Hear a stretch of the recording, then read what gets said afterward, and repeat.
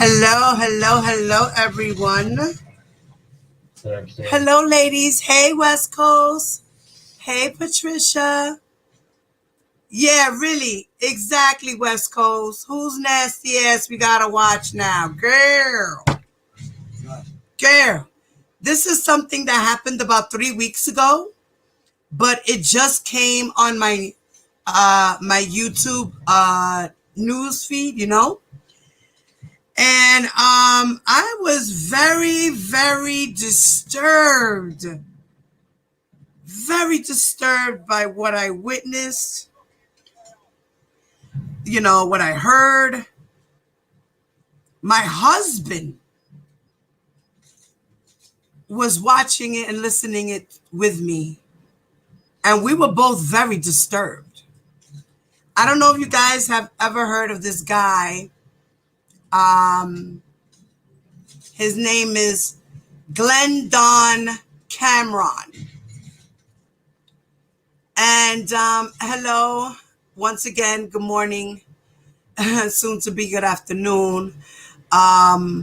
We have another predator on the loose, and he is a YouTuber, guys. And he's supposed to be some type of millionaire or something like that. He does I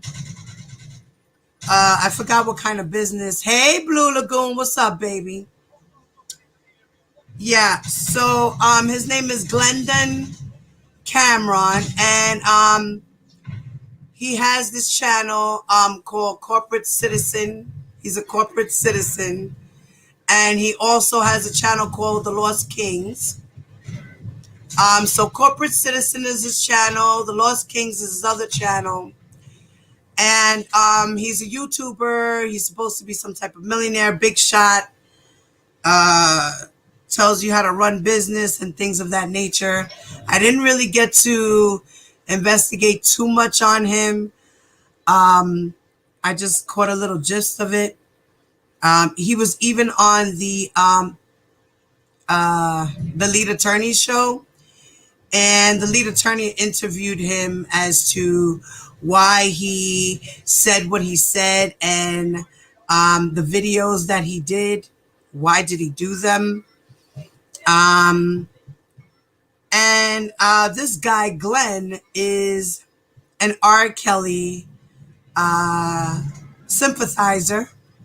He sympathizes with R. Kelly's situation. And yeah, let's check out this dude. I don't know if you guys have heard of him. Have any of you guys heard of him? Put a one in the chat if you guys have. Hey, I am Queen. Good morning. Good afternoon. Has anybody heard of this guy? Glenn Don Cameron, or his channels, Corporate Citizen or The Lost Kings?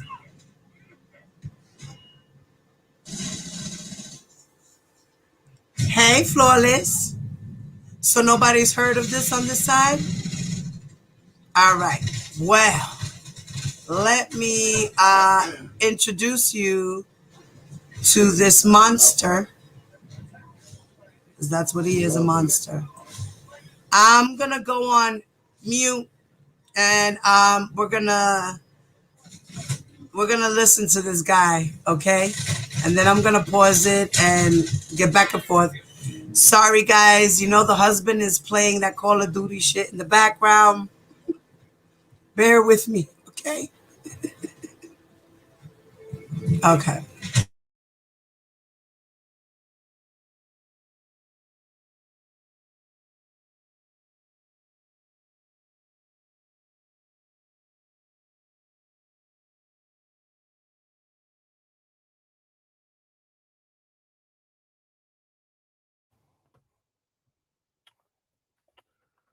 What's going on, gentlemen? Tonight is a moment for self reflection. Matter of fact, let's shed a little light on this subject. I could have been a predator. And I am a little sympathetic to R. Kelly. I know that sounds really, really crazy, but hear me out. I guess I need to start with what I've done.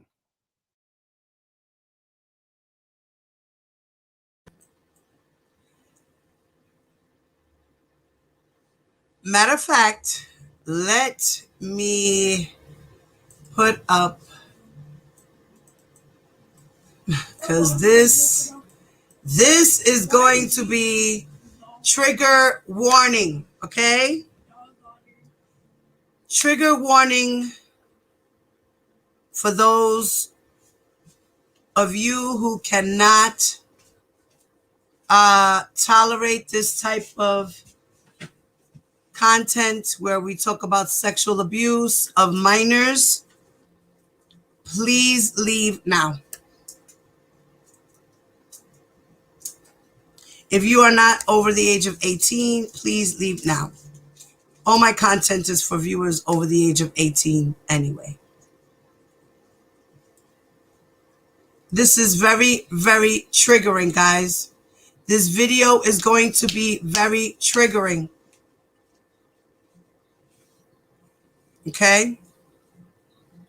Please leave your comments below in the comments section of the video. And I believe his channels were taken down. I'm not too sure. I'm going to continue investigating and finding out a little bit more. All right. But warning, this is very triggering. Okay. Very disturbing content. If you cannot take it, please leave. Okay.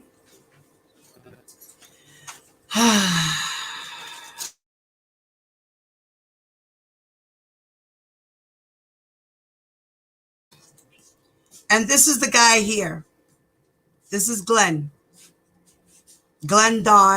Cameron.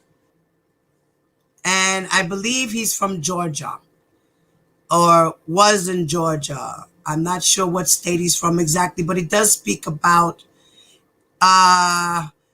meeting a young lady, and she was at the age of 16. And she said that she had stated that in the state of Georgia, the age of consent is 16, so he'll be okay. So let's continue. I'm going back on mute.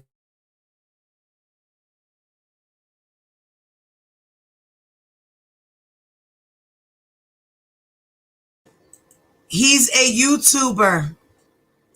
Hey, Bev. Hey, Flawless. Hey, Indigo. He's a YouTuber. He has YouTube channels. And his channels are Corporate Citizen and The Lost Kings. So he started another YouTube channel. And this is the channel that he made a video on. He made this video, but they took the channel down. They took this channel down. He had other videos kind of giving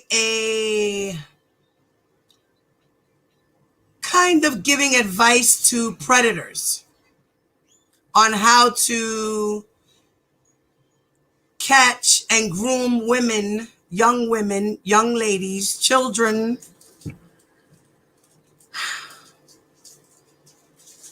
and to mold them and, how not to get caught. And in this video, he speaks about how where R. Kelly went wrong. And he praises R. Kelly. So I'm going to start the video over again. All right. For those who just came in. As I said, this is very triggering. Trigger, trigger, trigger. This is very triggering. Okay? This guy right here is a pathetic piece of shit who should be in fucking jail. Okay? I know I gotta watch my words, but this video, I'm not gonna monetize it. So, or shall I? I really don't care. I gotta say what I gotta say. This has to be out here. A couple of bloggers have spoken about it already as well. A couple of people have mentioned him. Like I said, he just came on my news feed out of nowhere today. And then once you like something and now more videos come in. So there was a lot of things that popped up afterwards. But let's pay attention to this guy. I gotta go back on mute, guys.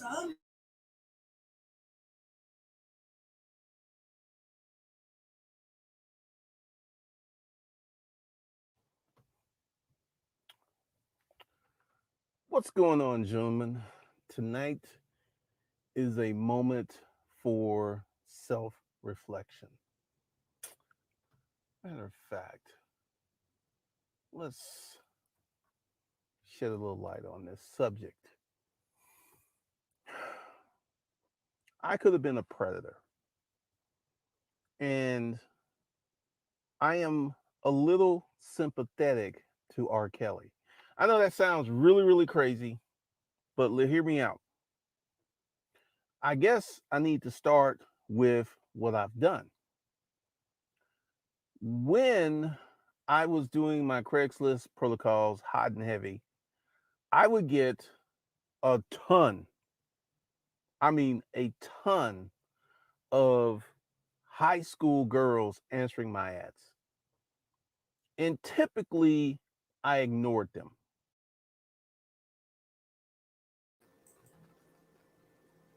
He put out Craigslist ads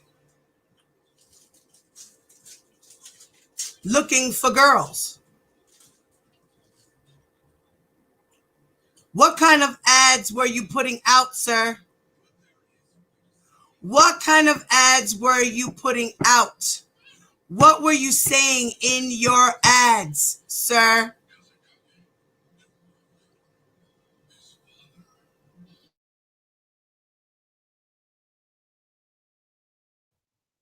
Because even though I have a similar appetite to R. Kelly, I like young women, but I don't like children.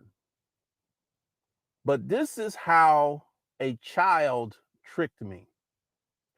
Typically, they would be young. There would be lots of signs that this girl was very, very young. And I would just ignore them.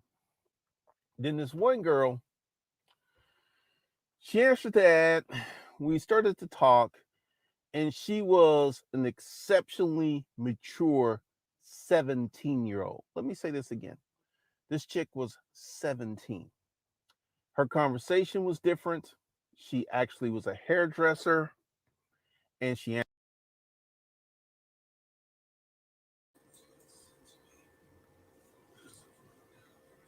This chick,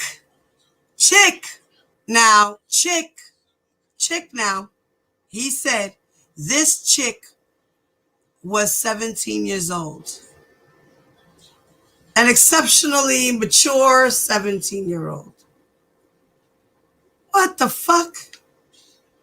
Okay.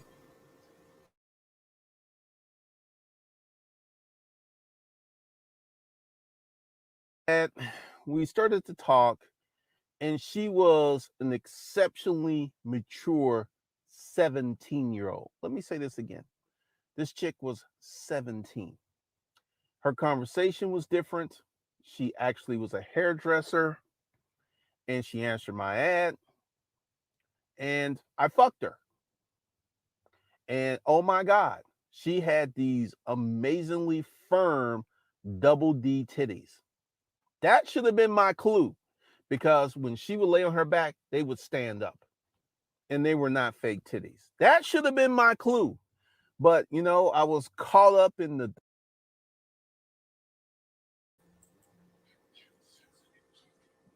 Wait.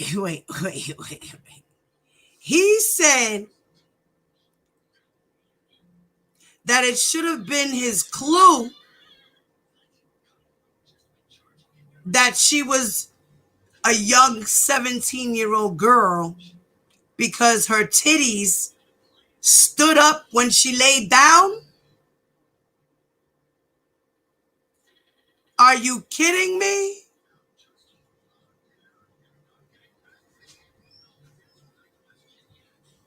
This fucking man is disturbing. This is a piece of shit. That's who this is, James. This is a piece of shit.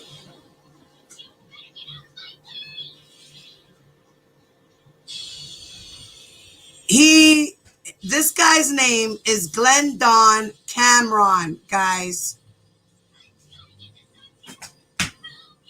His name is Glendon Cameron.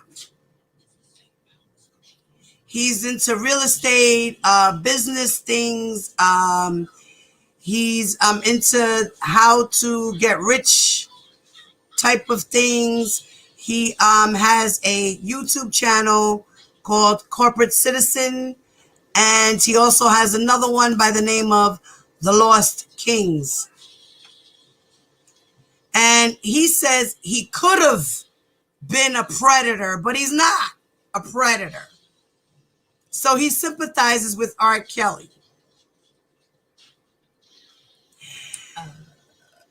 And the things that he says, this is very trigger warning. Again, this is very triggering. This is very, very triggering. This is trigger warning, okay? Hello, James. Hello, Mom. I've heard people like that. Hey, Wings. What's up, guys? Yes. I've heard people like that. Indigo, what's up, Mama? I've heard people like that where they like say they could have been predators. Yeah, they could have And been they predators. said they like restrain themselves. Yeah, that's what he's trying to say. He It's restrains still wrong himself. either way. You should get help regardless. Right. But let's see, because yeah. Because then even so, they could still talk about it normally, and it doesn't have to be like they won't do anything with a child, but they're still talking and thinking like that. It's still gross regardless, and that's what I think they don't understand. Yeah. They think it's normal. This is normal. I mean, I understand the laws of human nature. I get it. The laws of attraction. I get it. I get it. Trust me, I get it. Hi. But you're literally, saying this is okay. And morally, this is not okay. This is wrong. So I lost it. Granny, this is wrong on every level. Mm-hmm. I don't care if I was a young lady who was out there like that because I was hypersexualized because I was abused. Hold on, guys. Let me go on mute.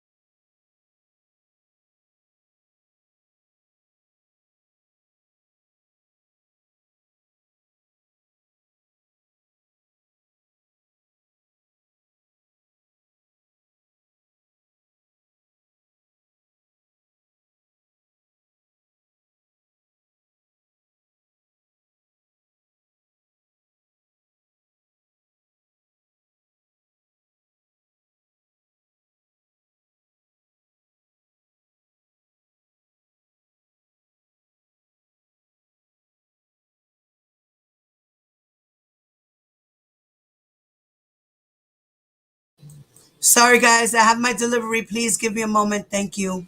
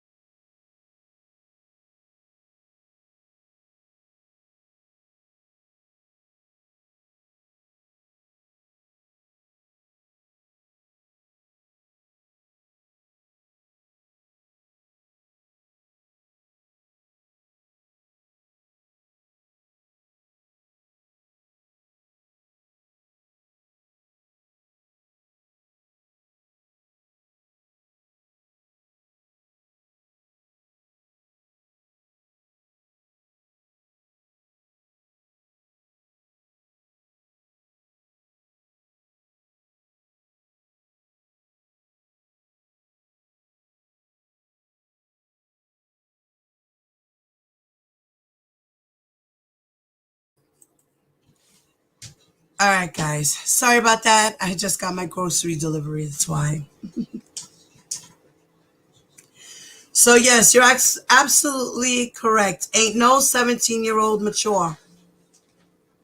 That's his excuse for sleeping with a minor. Yeah, yeah. Wings, put your channel link up so everyone can follow you, honey. YouTube Flawless, put your beautiful teas information in there, mama. Okay.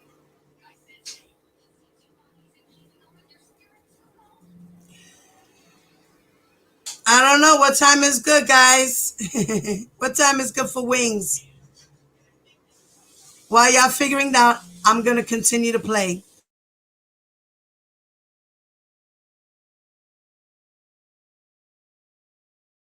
Titties. That should have been my clue, because when she would lay on her back, they would stand up, and they were not fake titties. That should have been my clue. But, I was caught up in the delicious pussy, and she did everything I wanted her to do. Then one of the things that I would do is I would do social media search on all my chicks, just out of curiosity. So I'm like doing my social media search, and I find her Facebook page, and I see her with her high school friends. And I'm like, oh shit. So I call her up and I ask her, because she told me she was 21. That's what she told me. And I was like, serious question. And at this time, I had fucked this chick 10, 15 times. And you cannot unfuck a chick. You can't unfuck her. And I was like, I need you to tell me something. How old are you? And then she got very silent, and she said, I'll be 18 in 4 months. Then she also said the age of consent in Georgia is 16, so you're good. And I'm like, so she comes over and we have this conversation, because she was everything that I liked. I like women who 5'3", she was 5'2". She had huge titties, little waist, fat ass, pretty toes. She was my prototype, even though she was extremely young. And you know what I kept doing? I kept fucking her.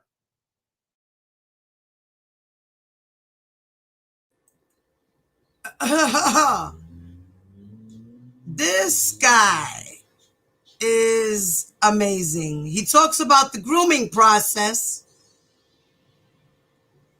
and how it's good to get a young chick because you can mold her to what you want her to be. You can do whatever you want with her because she'll do whatever you tell her to do. He excuses R. Kelly because it's okay, because he does the same thing. He says he's not a predator, but yet he went and stalked her Facebook to see what he was about. He says he looks up his chicks. Tasha, this man is Glendon Cameron. And he has a YouTube channel. He has a couple of YouTube channels. One is called Corporate Citizen, and the other one is The Lost Kings. And he's also a millionaire or a billionaire, or I'm not sure exactly which one, but he's got a lot of money. He's a man with money. Okay. And he sympathizes with R. Kelly. And he's talking about how he ran into a girl who he thought was 21 because she said she was.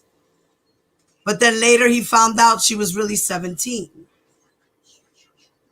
And how he found out was because he went through her Facebook. And he saw her page. He saw her because they spoke online through Craigslist. He put out an ad. The girl responded. And yeah. Because the girl She said she had a hair salon, or she does hair or things of that nature. And she was 21. And then later on finds out she's 17. After the fact, he already initially had sex with her. So found out afterwards that she was 17, and he continued his relationship with her till she was about 23, I think he says.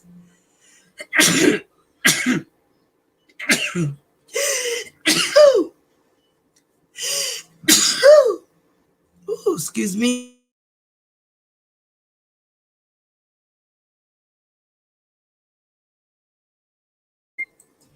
So, I'm sorry. God bless me. So he puts up ads in Craigslist for women. Exactly, Indigo. That's what he does. Okay. He needs to be R. Kelly's roommate. Yes, he does. Yes, he does. Yes. Yeah, and Mike Hugabook, whatever. Yeah, that Hugabugga Booga. That one too. That one too. Mm-hmm.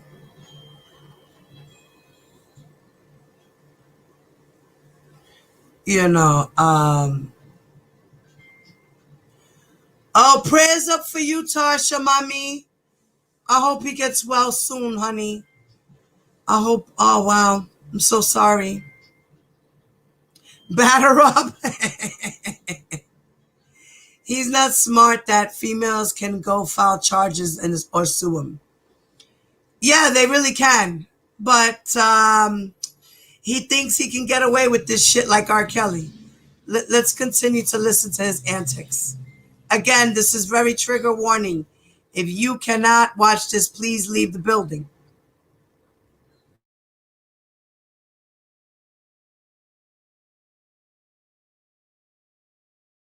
Five three. She was 5'2".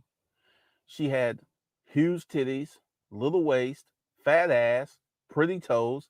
She was my prototype, even though she was extremely young.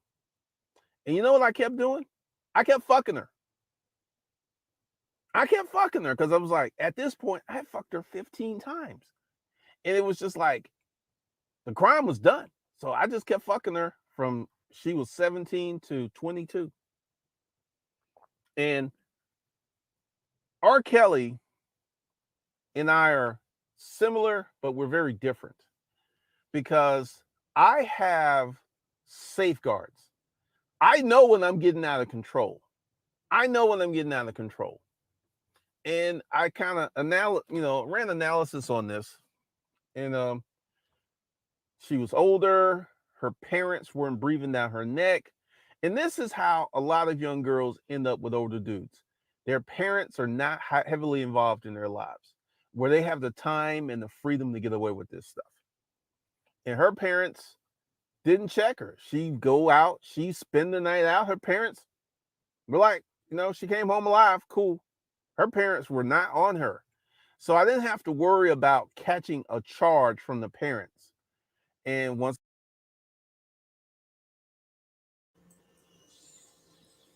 He's teaching you step by step how to be a predator and how to do it and what not to do.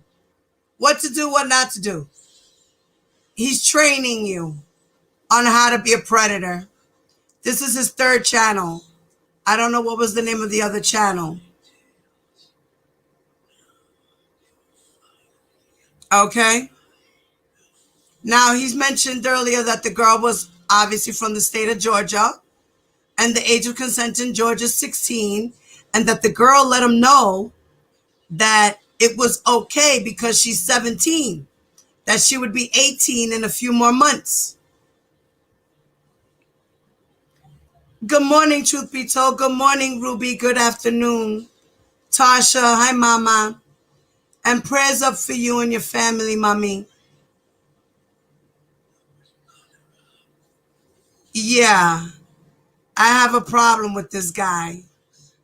This guy is not cute. He's sick and he needs to be in jail or investigated. He needs to be investigated. They took his channel down. They did. Because I went looking and they took his channel down. Let's continue with his antics. Yeah.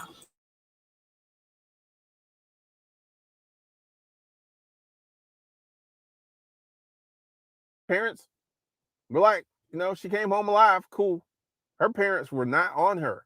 So I didn't have to worry about catching a charge from the parents. And once again, we just kept doing our thing from 17 to 22. I fucked this chick for 5 years.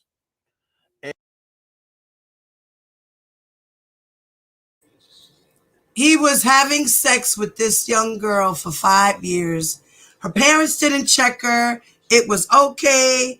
As long as she went back home and she was safe, it's okay. So he's telling you that as a predator, make sure that if you get a chick, that her parents aren't involved in her life, because it's easier to deal with a girl like that than a girl whose parents are involved. So that's where R. Kelly went wrong.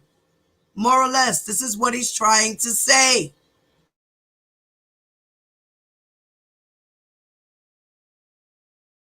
And once again, we just kept doing our thing from 17 to 22. I fucked this chick for 5 years.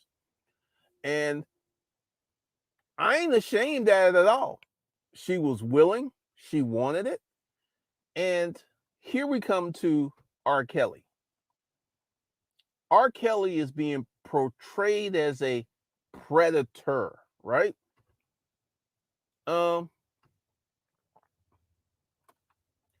Did he hold a gun to these women's heads? Years and years ago, back before the internet, I saw the R. Kelly tape. If you remember, there was a VHS tape that was sold around in barbershops, and it was him. It was him. He was peeing on this girl. He was having sex with her. It was 100% him. And this is where R. Kelly went wrong. R. Kelly was a good-looking man. R. Kelly had fame. R. Kelly was rich, and he was reckless. See, he has that appetite. And I'm going to try to explain this appetite to you guys who don't have this appetite, because the normal man doesn't have this appetite. But there is something special about fucking a young girl who's doesn't have a lot of miles on her.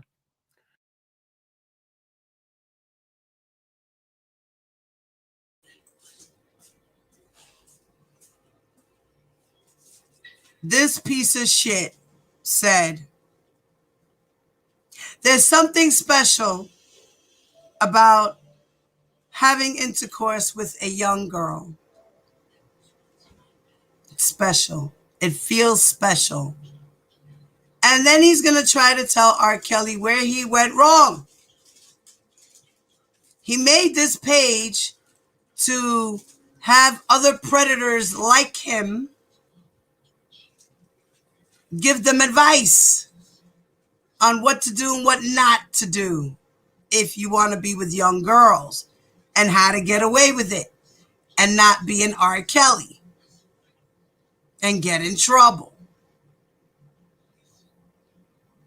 Yeah, like they're nothing. He speaks of these young ladies like they're nothing. They're trash. Because volunteers are not victims.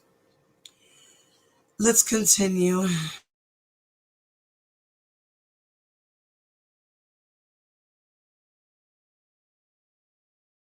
Special about fucking a young girl who's doesn't have a lot of miles on her. She doesn't have a lot of experience.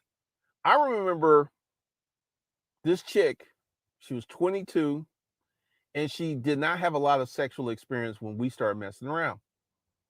And I pulled out my dick, and she was like, "You think that's going to fit?" So I knew that this girl had not had a lot of sexual experience. And there is something special about fucking a chick who doesn't have a lot of sexual experience, because everything you do to her is fun. It's all brand new. And if you've got that type of appetite, it can be insatiable. Like R. Kelly could have had the baddest adult chicks he wanted, but R. Kelly had that appetite.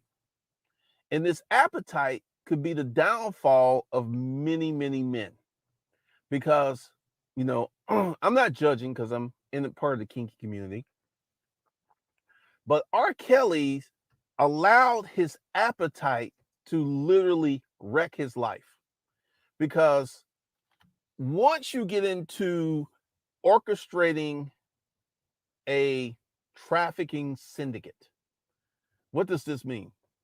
R. Kelly was having other people find and vet girls for him. And that's when it got out of control.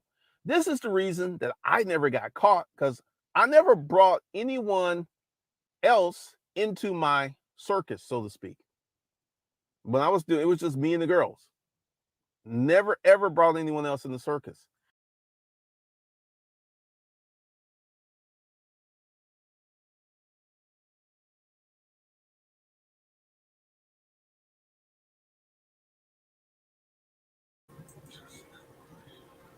He said R. Kelly went wrong by introducing other people into his circus. He would have been better off if he didn't have other people join in his circus. It's better to commit your crimes by yourself. You won't get caught. Are you kidding me? He's really giving a tutorial, guys. This man is sick. He has been reported. I don't know. I'm going to try to see if I can dig up some more stuff on this guy. Oh, man. This piece of shit. Piece of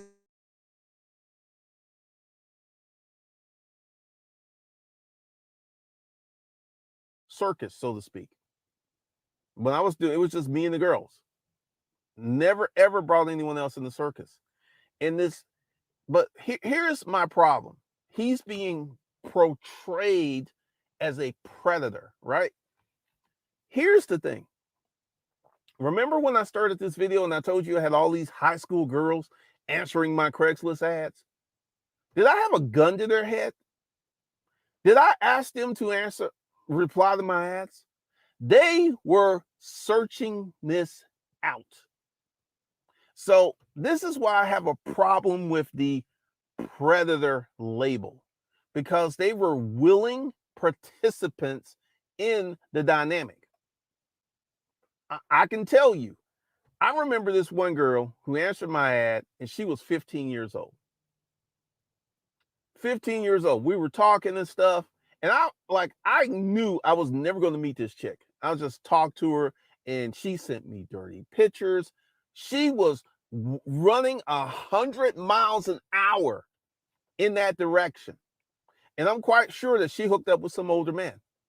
You hear of girls who are 15, 16, 17-year-old hooking up with 30, 40-year-old men.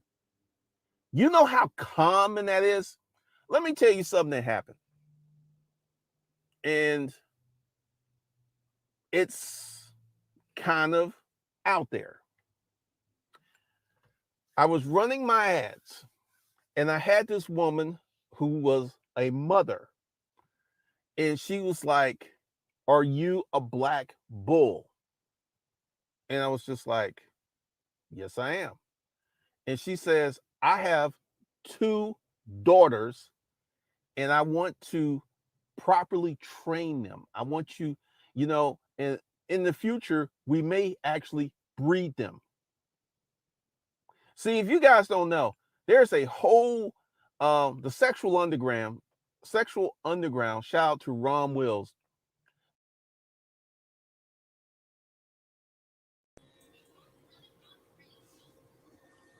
Did you just hear what this motherfucker just said? A mother. Now he's talking about parents who are down with they're complicit in having their daughters be with older men and joining in and grooming their daughters to be with men. Yeah, this is what he's going to talk about. Yeah.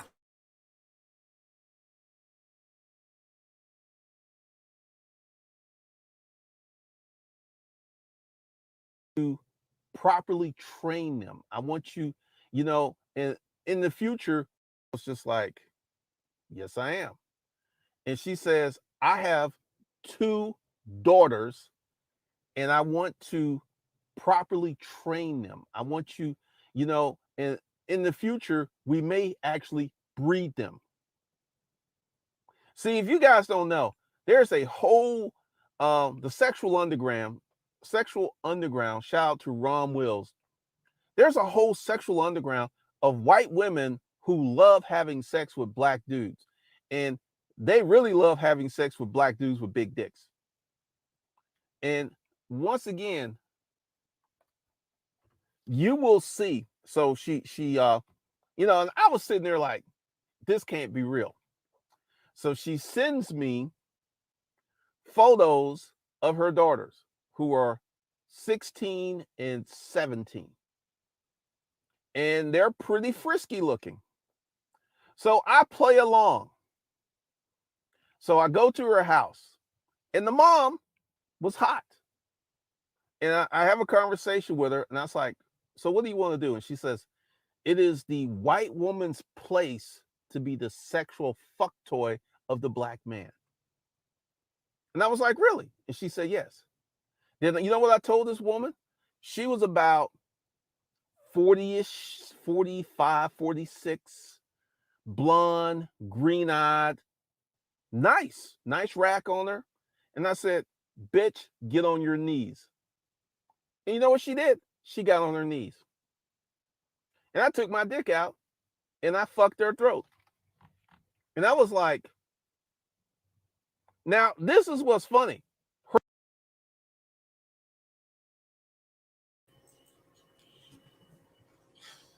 Now, this is what he does. This is what he did when he met this white woman. He says, white women love black men. Do anything for black men. This mother decided, he said, bitch, get on your knees. And she did as she was told. And he's like, yeah, that's what I said. That's what it is. But he didn't have to put no gun to her head. He says he has a problem with the stuff that's going on with R. Kelly because R. Kelly didn't have to put a gun to nobody's head. He didn't have to put a gun to nobody's head.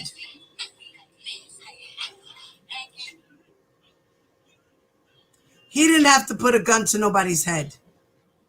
All he had to do was say, bitch, get down on your knees.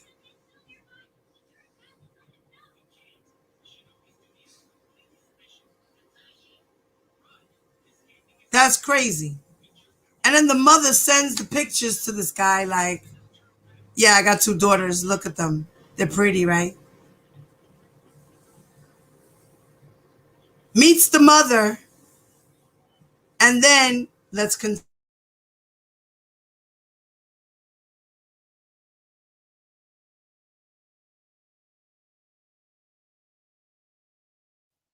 Nice rack on her.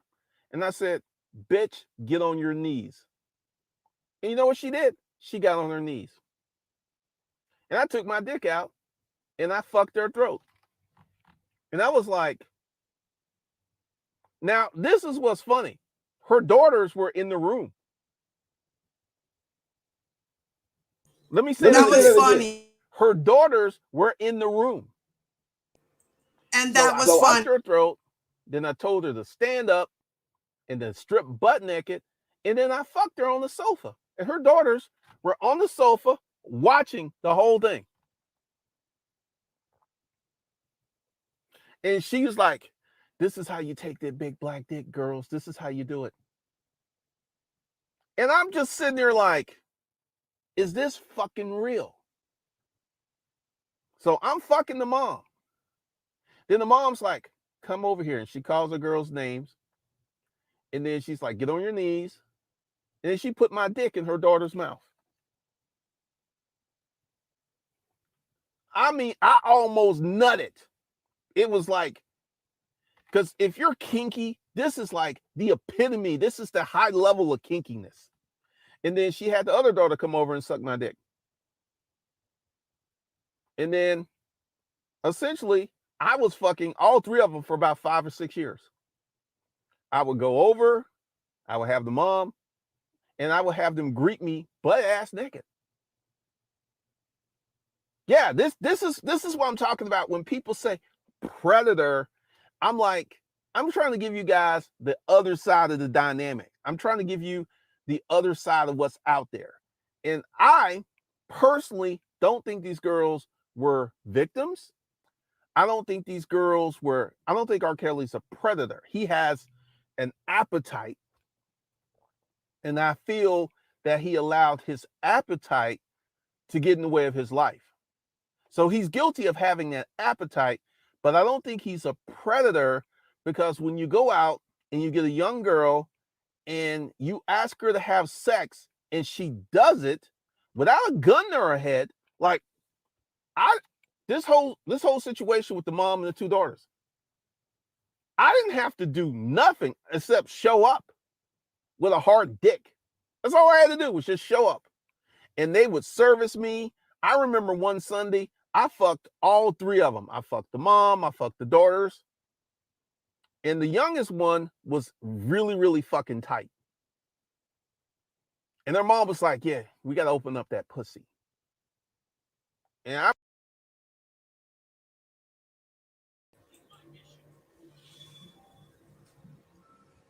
Now, he said the young one was so tight, and the mom was like, yeah, we got to really open up that pussy. Are you kidding me? Now, I did see James. He was on the lead attorney's channel. And he said that he was lying about all this stuff because he wanted to start his YouTube channel to help men talk about being men who like young women and things of that nature, for predators to come on his page and he can kind of advise them.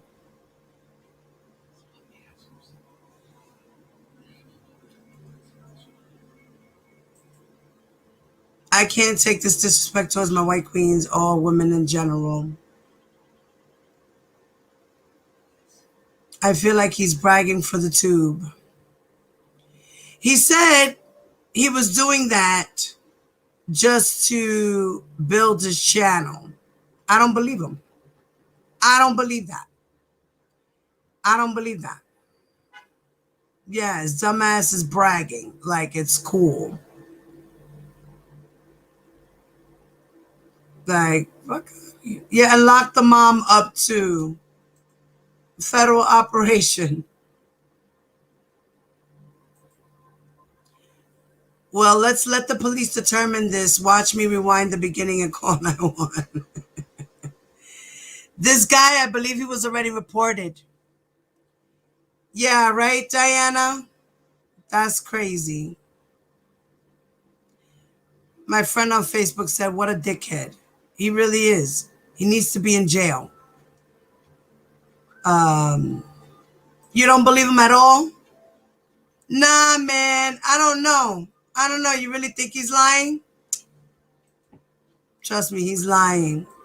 You really think he's lying? I don't know. Let's continue.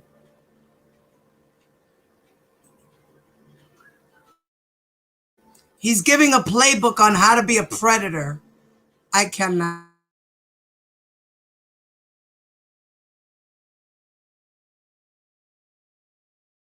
daughters. And the youngest one was really, really fucking tight. And their mom was like, yeah, we got to open up that pussy. And I mean, I was just sitting there fucking her, and her mom's like, that's it, take that dick, take that dick. And in the beginning, both of the girls were virgins.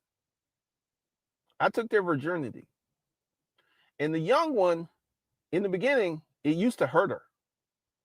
And she was like, it hurts, Mom, it hurts. That's such a big dick, it hurts. And then after a few times and I loosened up that pussy, then she started getting into it. Then she turned, to this day, this girl is a bona fide black cock slut freak. Whoever she's fucking right now is very happy. Very, very happy. So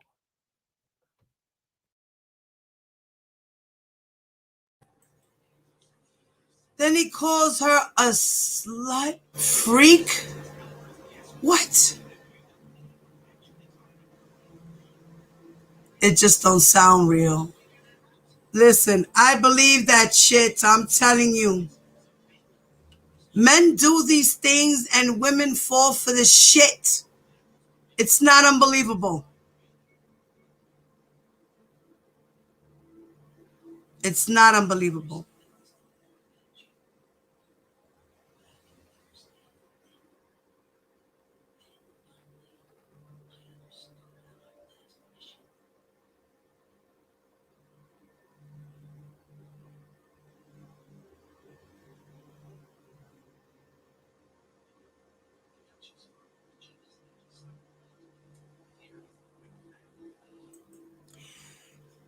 You know what? He might be talking too boldly, but he's trying to get people on R. Kelly's side to sympathize with him. He can sympathize with him and understand on a man-to-man level. This isn't the first video he made. He made a couple of other videos as well.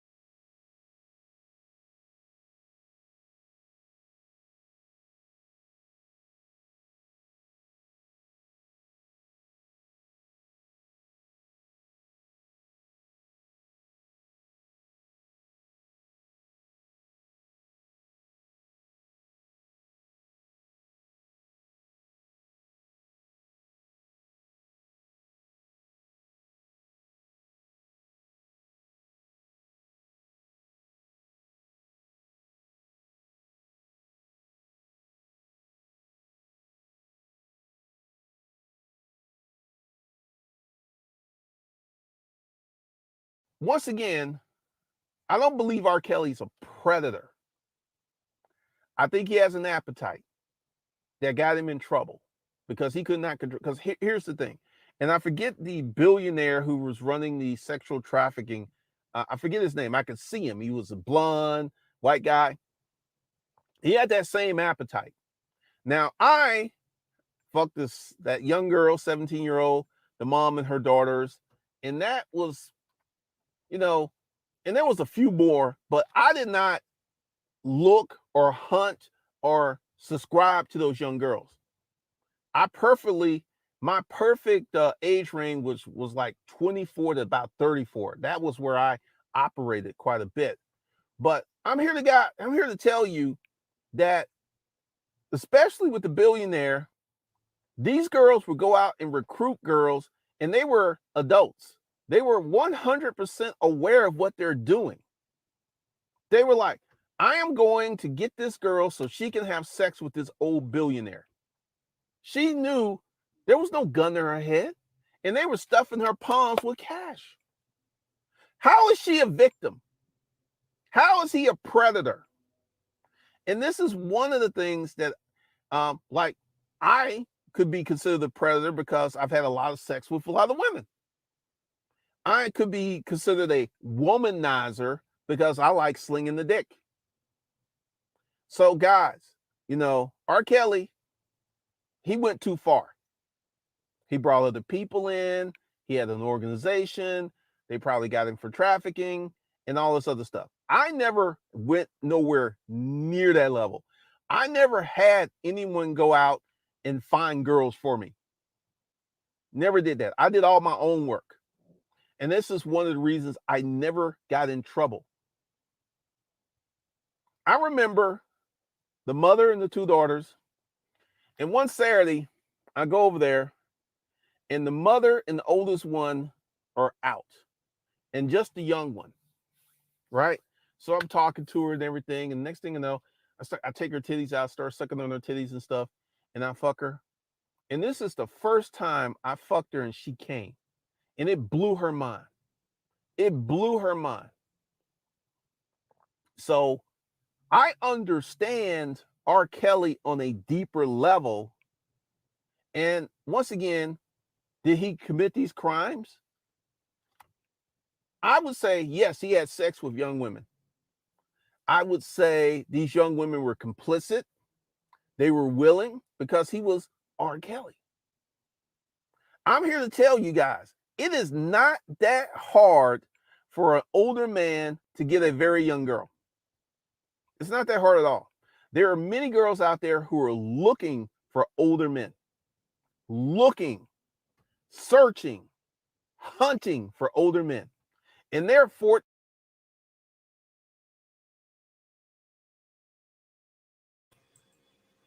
does anybody agree with what he's saying as far as how young girls are out there looking for older men? And yes, he was talking about Epstein. He sure was.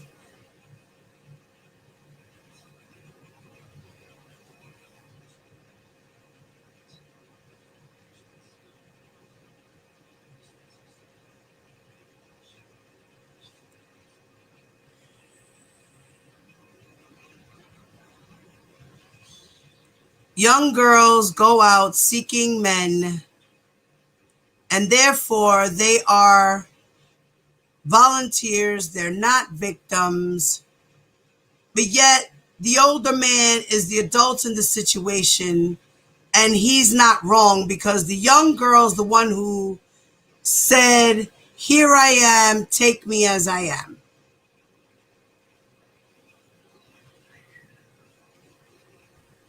No, I am not. Mm-mm. 14, 15, 16. And they have no problem taking the dick from a 25, 35, or even a 45-year-old man. None whatsoever. And part of this is, if R. Kelly wasn't R. Kelly, I don't think none of this would have went down. I feel that R. Kelly pissed off the wrong person.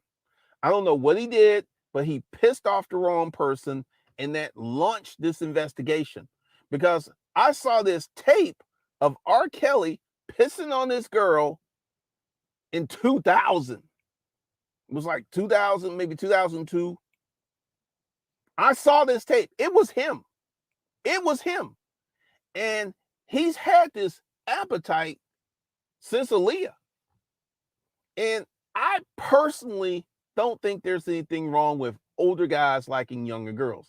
Because at the time he was with Aaliyah, I think he was 21 and she was 16. To me, that's not a really big difference. But R. Kelly had that appetite.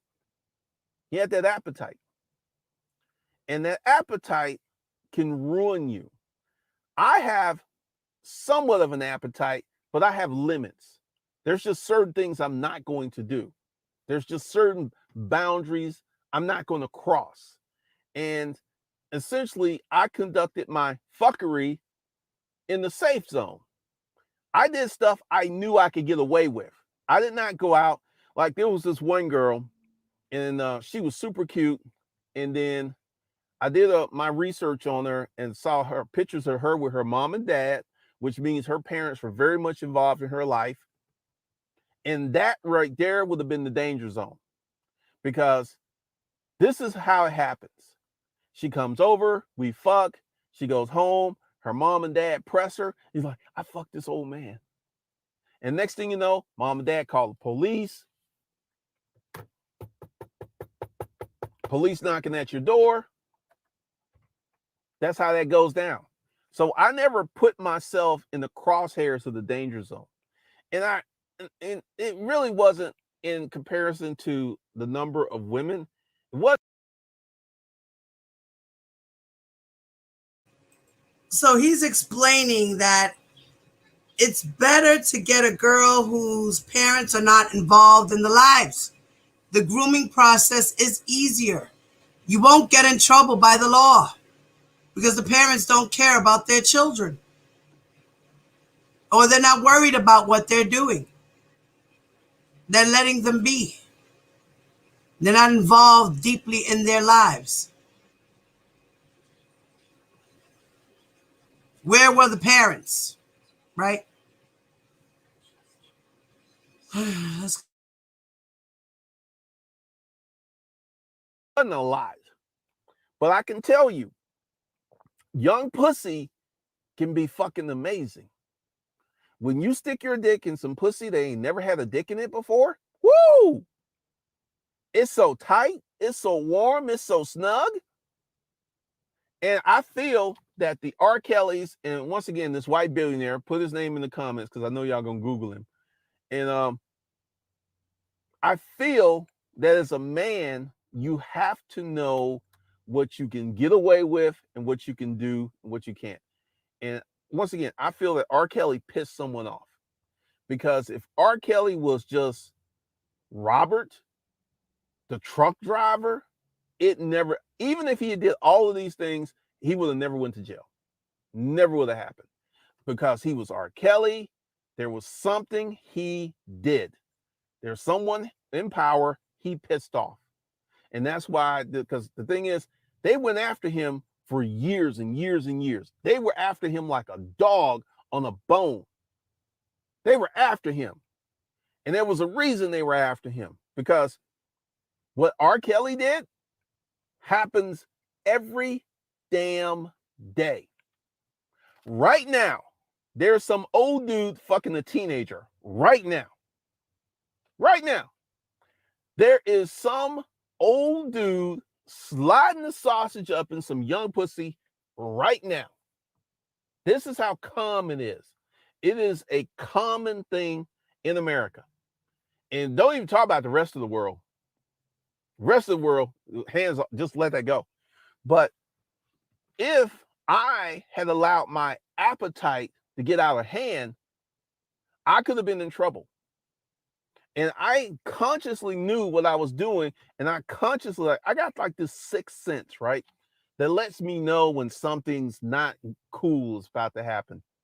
And there was just certain chicks who would answer, and they were tasty, they were beautiful. They would send me photos of their titties and their pussy and all this other stuff. And I would just like, nope, not that one. That's the danger. And then he's admitting to receiving child pornography.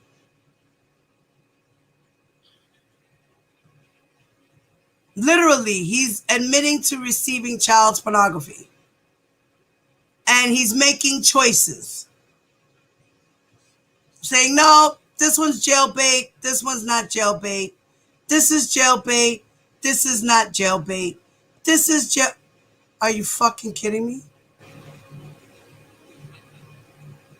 I don't look as male predators as men either.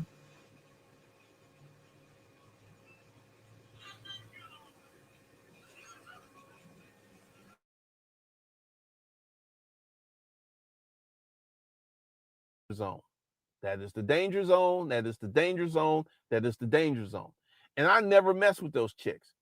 If a girl was young and she was halfway close to her parents, you could be looking at jail time, because what they're gonna do, like when they're with you, they're gonna fold, they're gonna take the dick, they're gonna do all this stuff. And when mom and dad start putting the heat on them, they're gonna fold like a cheap sheet. And they're like, and this is what we did. And the next thing you know, mom and dad are calling 911. Because some old man defiled their young daughter. Some old man put his mature penis up in her immature pussy. And we can't have that. We can't have that. So you cannot be messing with girls who have intensive parental contact. You can't be messing with them. And I feel now, once again, there are so many girls out here, like these pimps. These girls are looking for a daddy, and these pimps serve as a daddy figure. This is like, I'm telling you.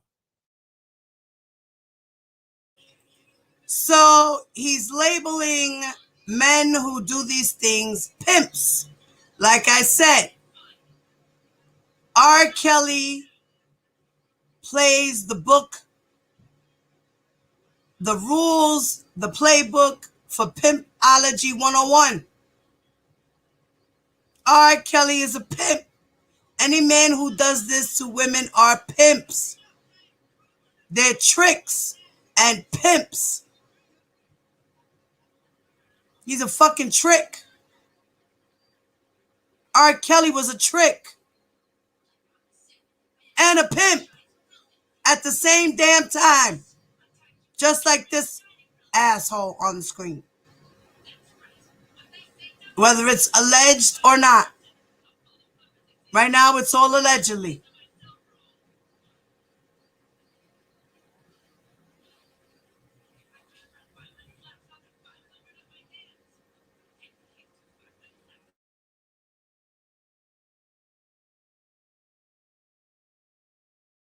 Like these pimps.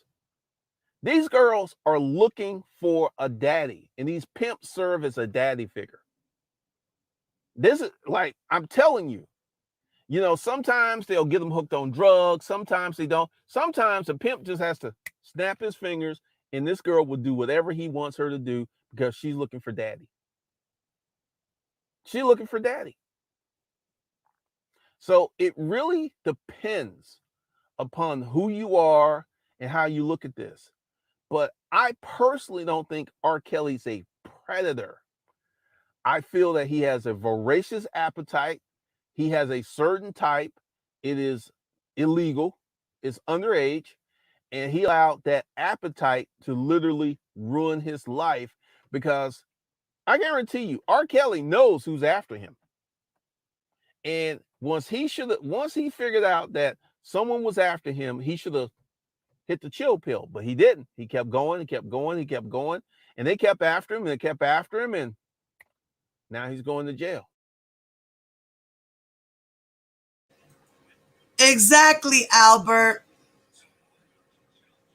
He's an ass and a culo at the same time. I cannot believe this.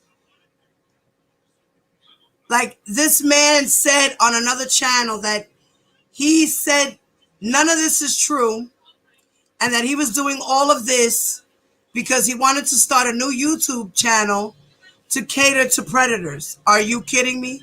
Men like R. Kelly. I cannot believe this. Yes, thank you guys. 10 more likes, please. Thank you. Let's get the algorithm going, y'all.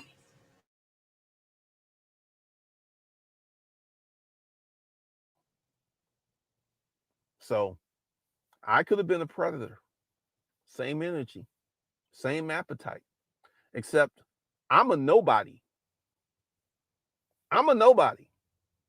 That's why I was able to do this stuff and get away with it, because I'm a nobody. But if I was an R. Kelly or this billionaire dude, or if I was someone like that, you best believe they would have been on my ass. How dare you be rich, famous, handsome, and be fucking young pussy? How dare you? How dare you do what I want to do, but I can't do because I'm not in your position? How dare you? So, guys, I'm getting ready to do some more training. I'm getting ready to be more active on this channel. So be looking out for that. Hopefully you enjoyed this expose. Shout out to Rom Wills. Shout out to Alan Roger Curry. Those dudes know me very well. So that's all I got for you guys. I will see you in the next one.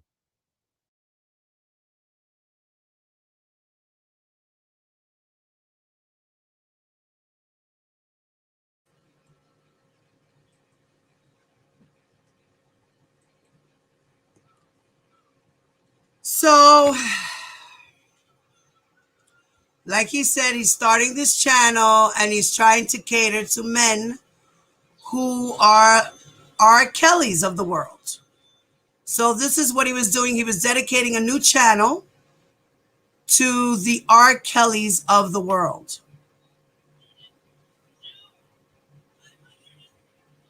I hope and sincerely hope that this guy is being investigated, whether it's true or not. The feds will find out, because I believe he was reported. His page was reported. It was taken down.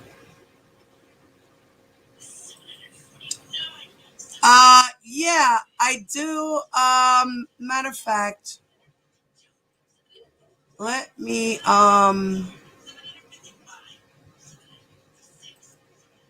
give me a second, guys. Let me pause.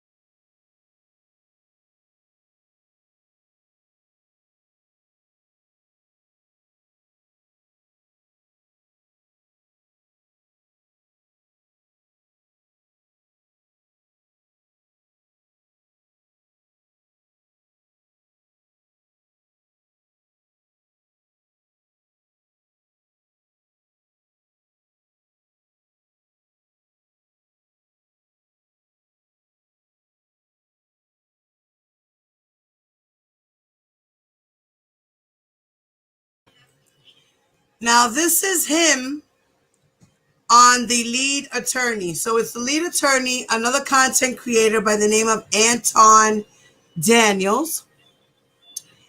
And the lead attorney is in the middle. Anton Daniels is, well, he's on my right, so I guess he's on your left.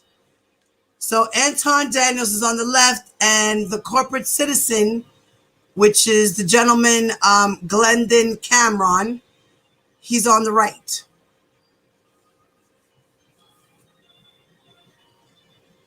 So let's listen to the lead attorney interviewing him along with the other content creator.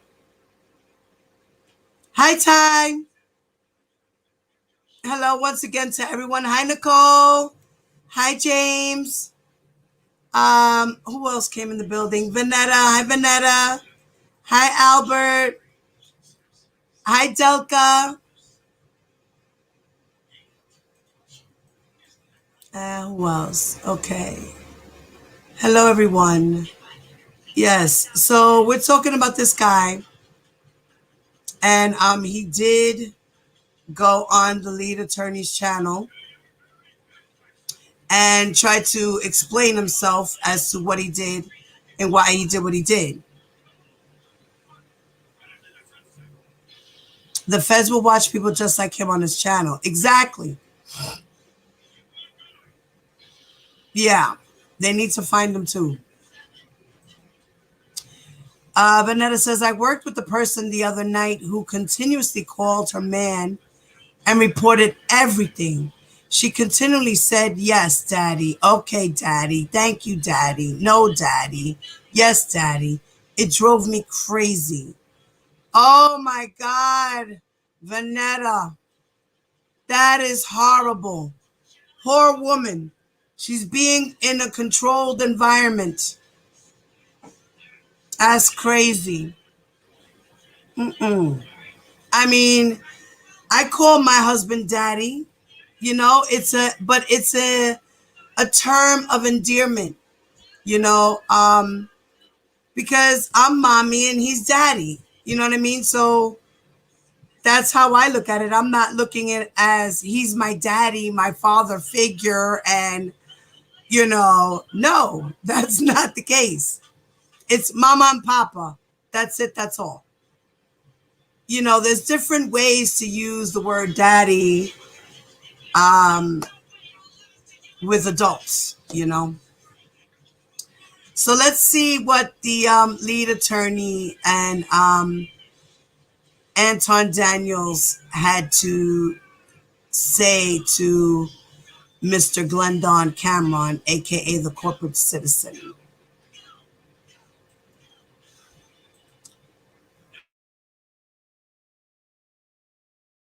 Talk to see kind of what happened and kind of where we are, and to clear up a lot of misunderstandings.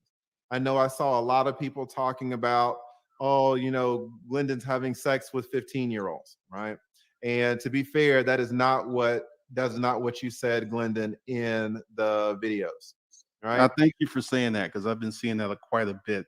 I've been seeing that extrapolation. And also, I want to say, I love your content, and I thank you for sending me this invite, because I've been seeing all kinds of crazy stuff. And I want to go ahead and clarify why there are so many people rocking with me, because people are mad at the folks who are supporting me. In this, I don't know when you joined YouTube, but years ago, I had 3 male channels called Disruptive Male, where I was talking about male content and these type of explicit stuff. And a lot of people loved them. And then, I got a little carried away, and I was like, you know what? I'm not actually giving the guys the stuff that they need. So I deleted the channels. So there are people who are very familiar with me in the manosphere. And this is why Alan Roger Curry, this is why Edward Anderson, this is why people are rocking with me, because I put this content out for years, and this never was part of it. This was a part of a strategy, which many people will disagree with me. I think is working very fine, to launch the new male channel, The Lost Kings, because I want to separate myself from other male content creators. And Right. So let me, not to interrupt you, but so you're saying that the video that you put out first when you were in your car, that was part of a strategy to launch your channel? yes, it's a month old. Okay. And part of this is like, one of the big things is, with YouTube, shock and awe works. And actually, I am really surprised that the blowback wasn't as bad as I thought it was going to be worse, to be honest with you, and it really wasn't.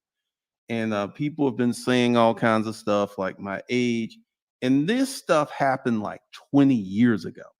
This is what's funny. People act like I was at some high school with lollipops and soda pops seducing young girls.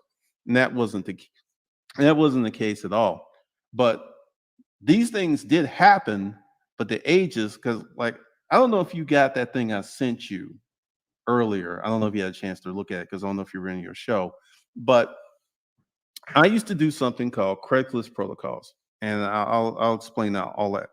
I used to have a business called the Upscale Garage Sale, and I used to use Craigslist for advertising. And I noticed I would have NBA players, I had really hot chicks coming in from my Craigslist ads. And at the time, Craigslist had a section called a dating section. And I started writing content for these ads. And in the beginning, it was horrible because I wasn't getting any results. But I stuck with it, and I stuck with it, and I stuck with it, and I kind of tapped into something.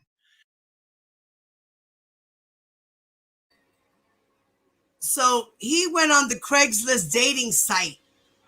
Everything he was doing, he's saying, is for an experiment, a social experiment.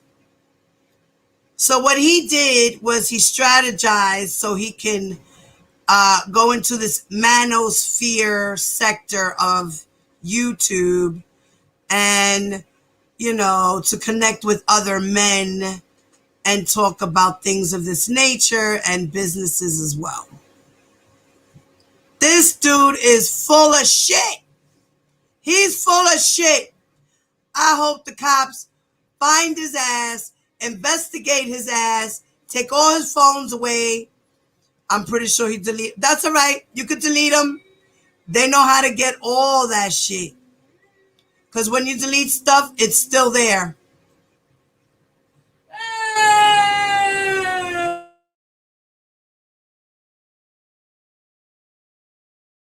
And I would get I'll responses be right back, Lee. from I'm sorry. Go ahead, keep going. I'll be right I back. would get responses from high school girls every day. And this is the thing, and this is what's funny. 99.9% of them I ignored because, you know, the average high school girl looks like a high school girl. A lot of them are not developed. A lot of them don't look like women. So I had no interest in them. Let me But just jump in right quick. What was the text of these ads? What did they say? This is when, if you know, because you said I'm into some wild shit, and this is the BDSM. Mhm. And I kind of toyed around with the content marketing. He's into BDSM. He's into bondage, sadomasochistic sex. He's into whips, chains, peeing on girls, things of that nature. That's why he can relate to R. Kelly. Besides the fact that he's talking about using young women because young women are easy and impressionable and they're easy to mold. It's harder with an older woman. This is why he can relate to why R. Kelly feels the way R. Kelly feels about being with younger women. But R. Kelly has a fetish. He has a sickness. People like this have a sickness. And they need help and they need jail time. Especially if you are physically, emotionally, verbally, mentally abusing these girls or boys. Period. There's no excuse for this stupid shit. None. There is absolutely no excuse. At the end of the day, you're an adult. An adult is the one that should be the person to lead the situation. If you know she's jailbait, you move out the way. You move her out the way. I don't care how much she's throwing herself at you. You shouldn't be tempted to want to touch a little girl, period. It's morally wrong. By law, it's wrong. Depending on the age.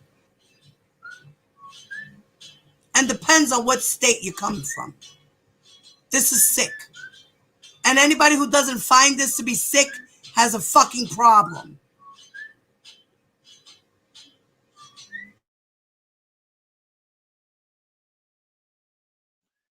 And what I found was long form ads worked really, really well.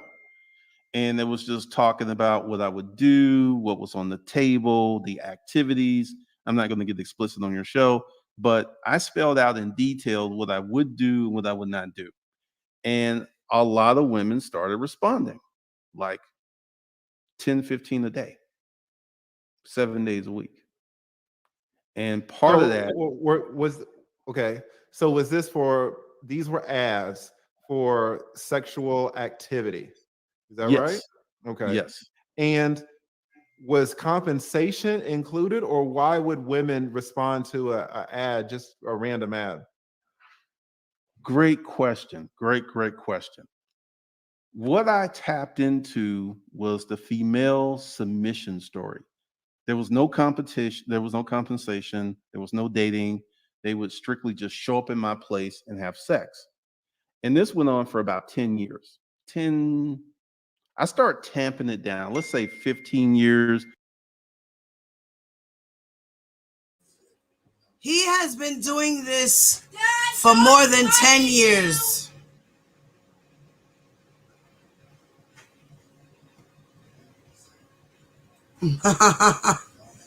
If he was packing so much down below, all females would tight to him.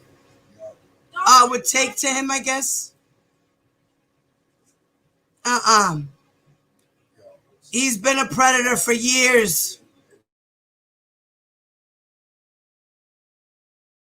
But 10 years hard, and then 15 years, I kind of was the female submission story.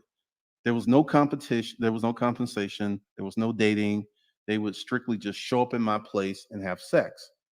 And this went on for about 10 years. 10, I start tamping it down. Let's say 15 years, but 10 years hard, and then 15 years, I kind of backed away from a lot of that stuff.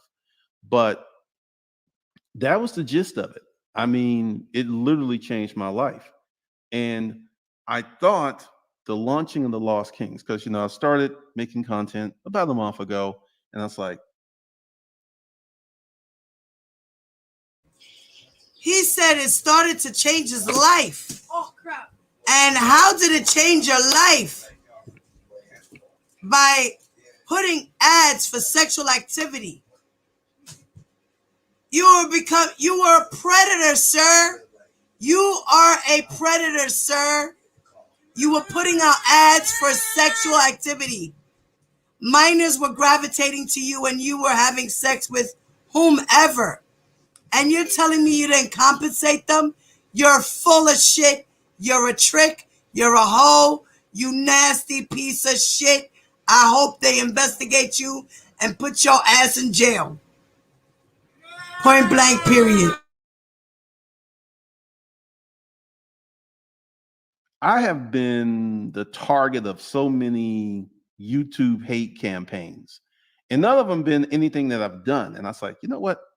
I'm going to throw some raw meat out there for the dogs, because I've seen, like I've been reading the comments and stuff, and people want me buried under the jail, and people want me, and I think you did a real good job saying that ain't nothing going to happen to me, because number one, this isn't current activity.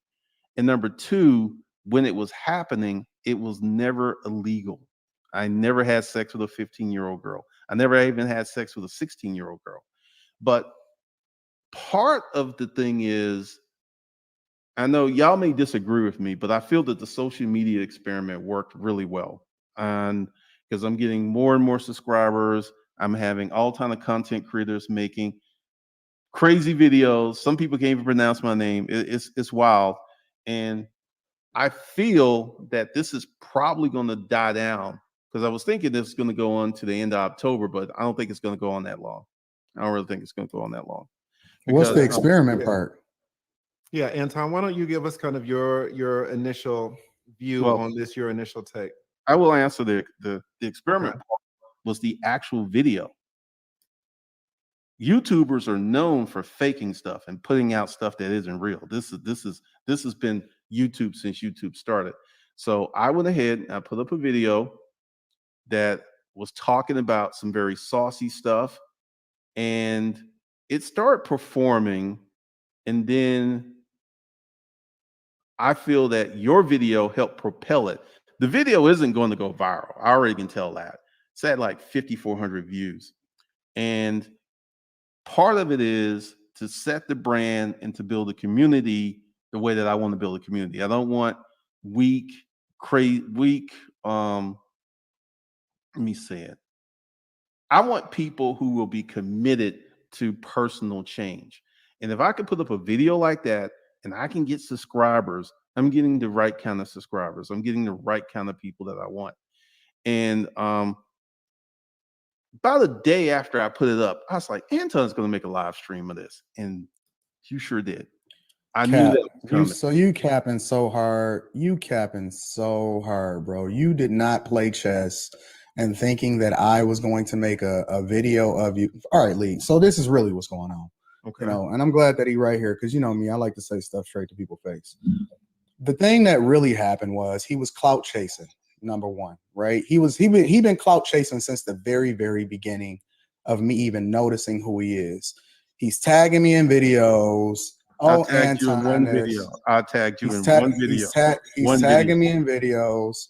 He's reaching out or whatever because I'm hot. I'm hotter than fish grease, and it just is what it is, and everybody know I'm hot, right?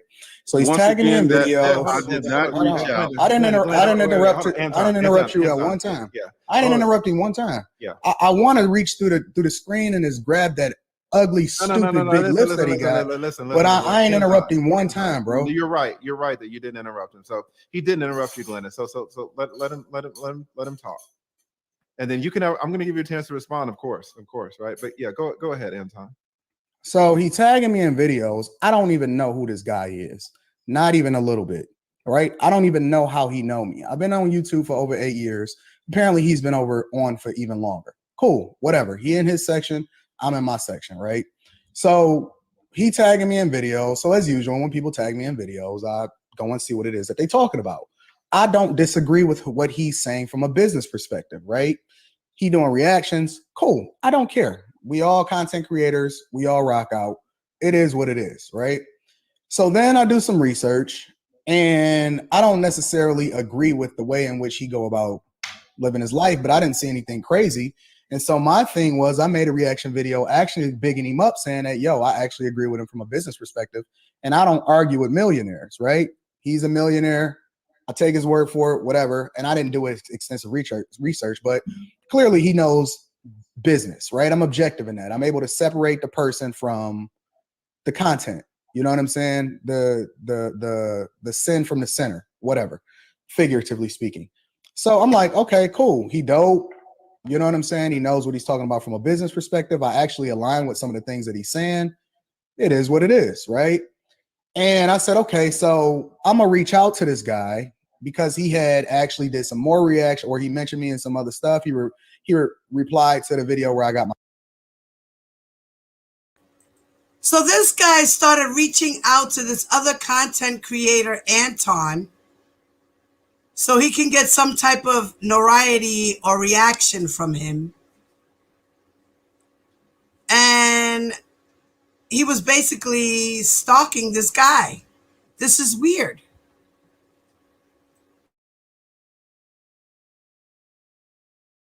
My corporate executive position and all of that other type of stuff, right? And so I said, okay, well, I'm gonna reach out to him. But something just kept coming up every single time I went to go reach out to him. So, and this is the God's honest truth. So I'm praying, 2 days ago, something like that. I get up, I tell people what my routine is. I get up, I pray, meditate, talk to God, whatever, so on and so forth. And I go to reach out to him, and I look in my inbox, and I see a thing with a message that says Glendon Cameron at the top of it. And so I'm like, this must be a representative of his or whatever, but I was just going to reach out to him this morning. And so they sent me the video, and so I could go and check out the video, and I see it. And so the thing about it that I'm trying to make sense in my mind is, how is it a social media experiment when you, in the second video, first of all, it's coming out of your mouth. One of the things that he said in his reaction video is, if I was Anton, or what Anton should have did was reach out to me and say, is it true? It's coming out of your mouth. If it was somebody that was accusing you of it, or it was an allegation, that's one thing. But if you're the one that's saying it and admitting to it and championing it and going to it in great detail, why wouldn't I assume that you're telling the truth? You see what I'm saying? So that's A. B, why would I even want to clout chase like that? Why would I want that type of attention? With great power comes great responsibility. And if we're supposed to use our platform to empower people, because one of the things and one of the reasons why I was reaching out to him to rock with him is because he was actually helping people from a business perspective. And that's who I align with. If I'm reaching out because you actually pouring into people, right? And he's watched my video. He knows that I rock with character, that I don't do business with everybody. I've always said that I only rock with people based off of I only do business with people based off of having good character along with it. I've literally divested myself from looking at even race as a factor. It's only based off of good character. He says it out of his own mouth. In his follow-up video, he says it's true. He also admits to receiving pictures from a 15-year-old. Yeah, let's go point by point, because I don't want to overwhelm you. But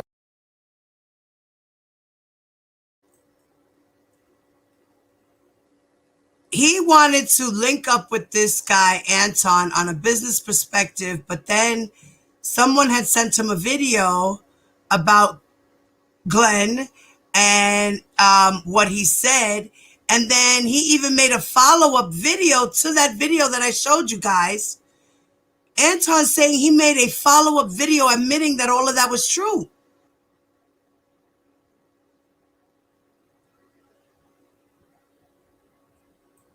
He said that fool ain't no millionaire. That's what he says in his corporate citizen, that he's trying to help people with their businesses. That's originally what he did. And then he did his new channel, The Lord Kings or whatever. And he was doing this predatorial thing on there.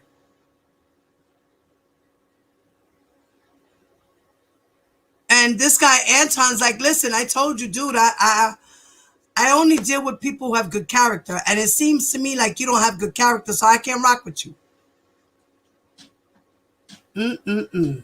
Let's continue. And by the way, please subscribe to the lead attorney and to Anton Daniels on YouTube. You can follow the corporate citizen to see what he does as well. They're all on YouTube.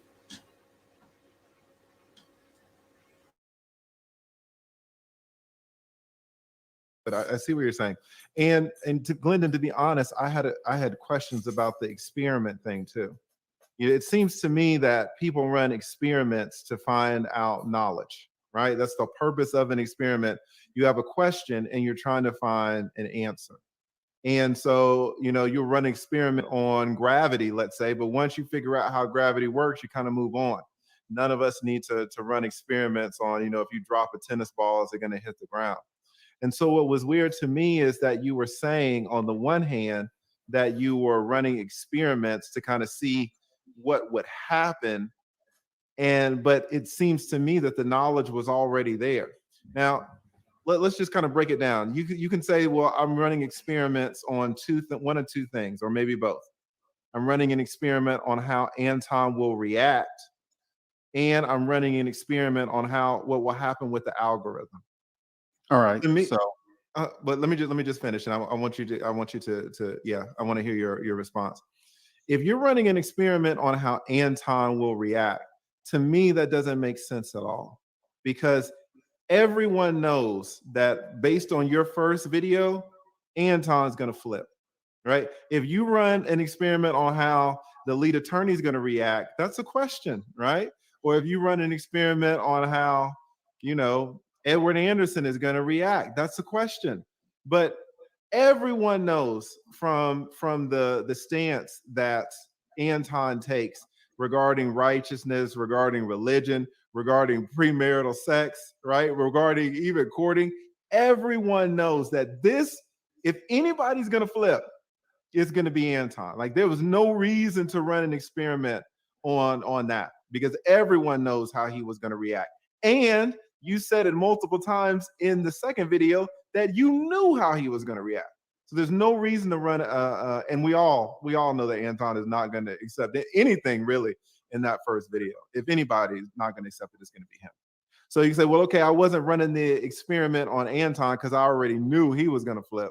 I'm running an experiment to see what's going to happen on, how the algorithm is going to react, right? But then again, if I run that experiment, I can run it because I had 1,000 subscribers in January, right? So I've got a few more now, but my trajectory on YouTube has not been that long. There are things that I'm still learning about YouTube. You've been on YouTube, I think you said 12 years. So there is no one who knows more about how your video is going to cause more than you. Like, it's not an experiment if you know what's going to happen at the end of the experiment. Do you see what I'm saying? So go ahead. All right. I First just of all, didn't see okay, no, I understand. First of all, I did not run an experiment on Anton. That was just like, after I dropped the video, I was like, because I was seeing how the moves Anton was making, I was like, he's going to do a reaction video on that. And there was no experiment with Anton. Okay. That was just part of the mix. And actually, Anton's video elevated that video. And also, this whole thing is like YouTube is really, really crazy. You can put out a video and you can have an assumption how it's going to perform. But until you put that video out, you don't know how it's going to perform. And like I said, I've had people do 4-hour live streams about me, talking about me. And I was like, I'm going to try something a little risque. I'm going to put it out there and I'm going to see. And the first few days, it really was nothing. I said, okay, this is going to die. And then it started. Anton did his video, and then a whole bunch of other people did their videos. And the video is not going to go viral. It's not going to happen. And so he's saying he did all of this, reached out to this guy Anton so he can get a reaction video made to project his channel and see how far it would go. And his social experiment was what? I'm still confused. He ain't explaining shit but deflecting the question. So I would consider it a static experiment. It's not like super successful because honestly, I thought there was going to be more blowback. I thought there was going to be more anger. I thought there was going to be more people with pitchforks coming after me. And actually, I feel that this is pretty much going to die out by next Friday because that's the way it's trending. So that was one experiment, because one of the things I wanted to do with this new male content is just separate myself from everyone else, because there's a lot of male content channels out there. And I learned my Let me lesson. just, not to interrupt you, but just to be clear, you're saying that you didn't know what would happen if you released a video as sensational as the video that you released. You've been on YouTube 12 years, but you're saying you didn't know what would happen, or you didn't know if you would get more views? Yeah, because like I said, I put out videos that shocked me that did 100,000 views. And once again, like I said, my hopes was it would be more inflammatory, and it wasn't.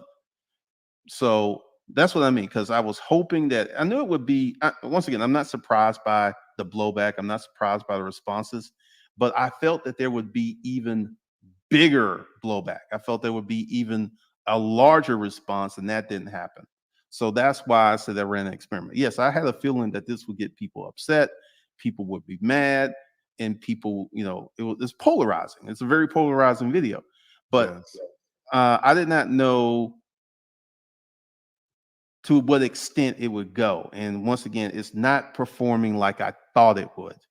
And this is. But why would you even want to do a video with me if you know who I am? If you know what I stand on, and you know what my morals and my character is, and you know how I move, why would you even be looking to do content with me in the first place? Okay, first of all, I tagged you in one video.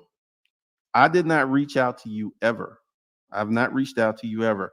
And also, that's a really good question, because you have a brand, and your brand is the antithesis of my brand. So there was not going to be any collaboration. I didn't reach out to you. I wasn't planning on reaching out to you. So you've been capping in all of these videos up to this point. You literally kept saying, "Oh, you know what? I got to reach out to Anton. I think we're going to do something together." Because you've said that in multiple videos after you tagged me in the video. I tagged you once, and yes, I did say that. And then later on, I changed my mind.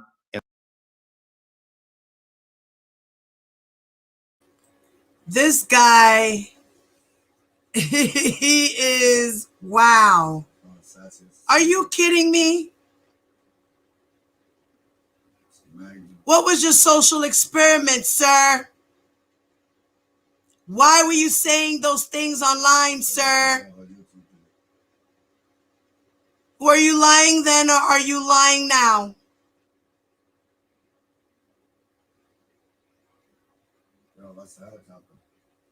That's crazy. This guy Anton's like, why are you involving me in your stupid shit in the first place? You don't know me. You see how my character is. Why would you do that? Why?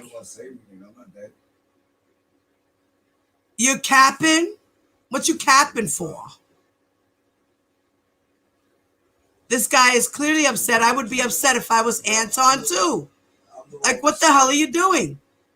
What do you mean a social experiment? What kind of social experiment? What were you trying to find out? How many girls are underage would answer to ads online? Was this your goal?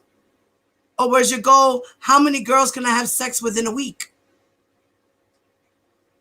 Or was your goal, how many white women can I get compared to how many black women I can get? What was your goal? Your goal was, how many people can I piss off? What was your goal, sir? You're not answering the question, sir. Another Sachi right here. And I stopped doing that. Oh my God, bro. All right, Seriously, Glendon. Hold on, Lee. Hold on, Lee. Seriously, Glendon. I mean, are we gonna be real? You know what I'm saying? Are we gonna be 100? You're not gonna say you was looking for clout, because in that video that you tagged me, you didn't just tag me. You tagged the lead attorney. You tagged a whole bunch of people. You was clout chasing. You was looking for more visibility from people that was hot at the time, and you was reaching. Once again, I did tag you. I did tag the elite attorney. I tagged a few other people, and I was like, this ain't really working, and I stopped doing it. Have I tagged you in the video recently? No, I haven't. Now let me ask you. Just did a whole reaction video on me. Because you did a video about me. No. Not on this one. When I got the corporate executive position, you did a whole reaction video on me. The whole video was about me. What are you talking about? That is true. I did that video, and once again, my feelings changed. Seriously, do you see why I say I have to pick and choose who I do business with, bro? Because it ain't even just about whether or not we ain't even got to the thick of this, right? Because it was some bad stuff in that video. We ain't even got to the thick of it on the real. Yeah, but do you see why I say I have to vet people? Because he not even being honest in his clout chasing. Like, he not being honest in him reaching out. He not being honest in everything that he's doing. It's all cloaked in some kind of deviant behavior or some kind of underhanded move that he's trying to move. And I don't rock with these type of people, bro. I preach it on a regular basis that you gotta be careful who you do business with, because everybody that get money, his ability to get money, his talent don't necessarily align with good character, bro. Right. It's so unfortunate that I'm just trying to be as respectful as possible to you. And I appreciate that. And I appreciate both of y'all being so patient. I really do. And let me ask you this, Glendon, because this kind of comes up too, and Anton is hinting at it as well. This whole, we'll call it an experiment in making a very polarizing video. You have, I mean, to me, you have great, excellent content when it comes to business. And I can hear it. Now, you say stuff that I don't know all the time in your videos. Now, I'm not a businessman, right? But when I listen to your content, when I listen to Anton's content, I really learn. Also, you know, I could easily look up to you as a content creator because you have 100,000 subscribers. That's hard to get. And you might not know, but I'm trying to follow in the footsteps of our boy, O'Shea Duke Jackson. You know, we all rock with O'Shea, right?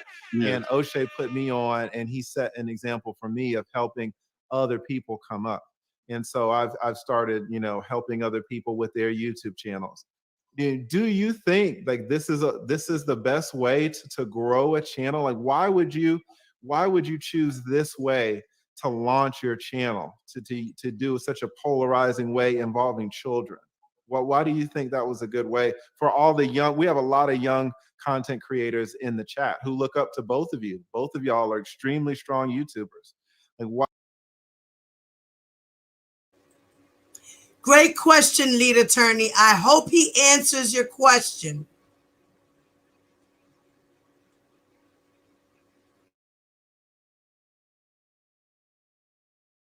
Why is it this way involving children and kids? Why is it like this? Once again, this is, you are relatively new to YouTube and you haven't seen the old content. This isn't a radical departure from my older content. The only thing that was different was I dropped ages, and I've never done that before. I've put out that type of content on YouTube for 10 years. So this isn't a radical departure from what I'm doing. I just threw a little extra wrinkle in it. Yeah, I guess I'm not asking. You're saying this isn't any change from what I've done in the past. And I'm not It's saying true. that it's not a change. I'm not talking about change at all. I'm talking about why do it like this? Why launch a channel involving polarizing issue with children? I just chose that topic. I just chose it. And, we will see about 6 months from now, was it really a bad decision or was it a good decision? So we will see. And How do I you take risk. determine what's bad or good? How the channel Or is performs. it so you only care about the numbers? You literally only care about the channel numbers, the money, whatever. The only thing No, that no, you no, determine no, whether it was bad no, or good. What about no, the impact? no, What about the no, fact you no, literally just no. gave a blueprint to predators? You gave the predator blueprint. Yo, if they got good parents, you want to stay away from them. All of this other stuff that you said, none of that matters. That wasn't a predator blueprint. That wasn't a predator blueprint. I cannot believe this guy. He said that was not a predator blueprint. Yes, the fuck it was. Yes, it was. Everything you were saying was a blueprint on how to be a predator. Point blank, period. You were trying to clout chase off of R. Kelly, these gentlemen here, so you could build a channel. Is that what you're saying right now? You've been telling these stories for years, but you just decided to add ages that were beyond your stretch of means of what you even really deal with in life, because you wanted to do a social experiment to see if you could get click views and likes? Are you fucking kidding me? And you're not thinking about the impact that it will cause people, the triggering effects that it causes women and people, human beings, period, who have been abused or trafficked or treated like prostitutes? You don't care about the impact it causes the community. Shut up. You're just worried about likes, clicks, and views, and who's gonna do commentary on you, and if they're gonna do good commentary or bad commentary. Get the Because one of the things that I was doing, and like I said, we will see in the future, will this have a deep impact? And that's a good point that you made about impact, because Disruptive Male had a serious impact. And I want to duplicate that with this new channel, but I want to separate myself from the other content creators, because you think, once again, you think that's bad and that's your opinion. I'm not going to have any truck with that. But once again, I have built, because Disruptive Male was doing really well, and then I started to get a lot of hate, and then I realized that I had built the channel incorrectly. And what I mean by that is, and this is something that both of you probably will find out if you don't already know it. How you build your channel is how you draw your audience. And I had Why built we the don't care channel about the wrong. channel? I'm talking about the information that you put out. Why would you tell somebody if they have good parents and stay away from them? One of the chicks I was dealing with was what's it called, an emancipated teen. And she made her own decisions. What I was saying was, if you're dealing with someone who's still very childlike in the mind, you probably don't want to mess with them, because, like, I don't know if you got what I sent you, and if you didn't, I'm not gonna worry about it. But one of the things that I I did don't get it. think people, It was very long, so I didn't get a chance yeah, to read it. yeah, I did. a girl in high school sent me that, and one of the big things that happened in that video was the lack of assignment of culpability to people for making decisions. And once again, I know y'all going to disagree with me, and I'm going to say it anyway. All 16, 17, and 18-year-olds are not the same. There are some that are very childish, really still immature, and there are some who are damn near predators. And one of the The things, children are predators. yes, some of them are. Wait a minute. Wait a minute. Oh. This motherfucker just said children are predators. Did he really just say this? I cannot. What's up, West Coast? What's up, Mississippi Mama? I can't with this pimpin' 101 shit either, West Coast. What the fuck? Yo, this nigga needs to be handled.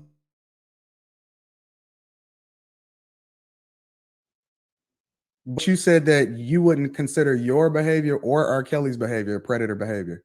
Well, if you look at the title of the video, I could have been a No, I predator. looked at what you said. You I'm said about to that say you would not something. You consider said you that were predator behavior. I'm talking.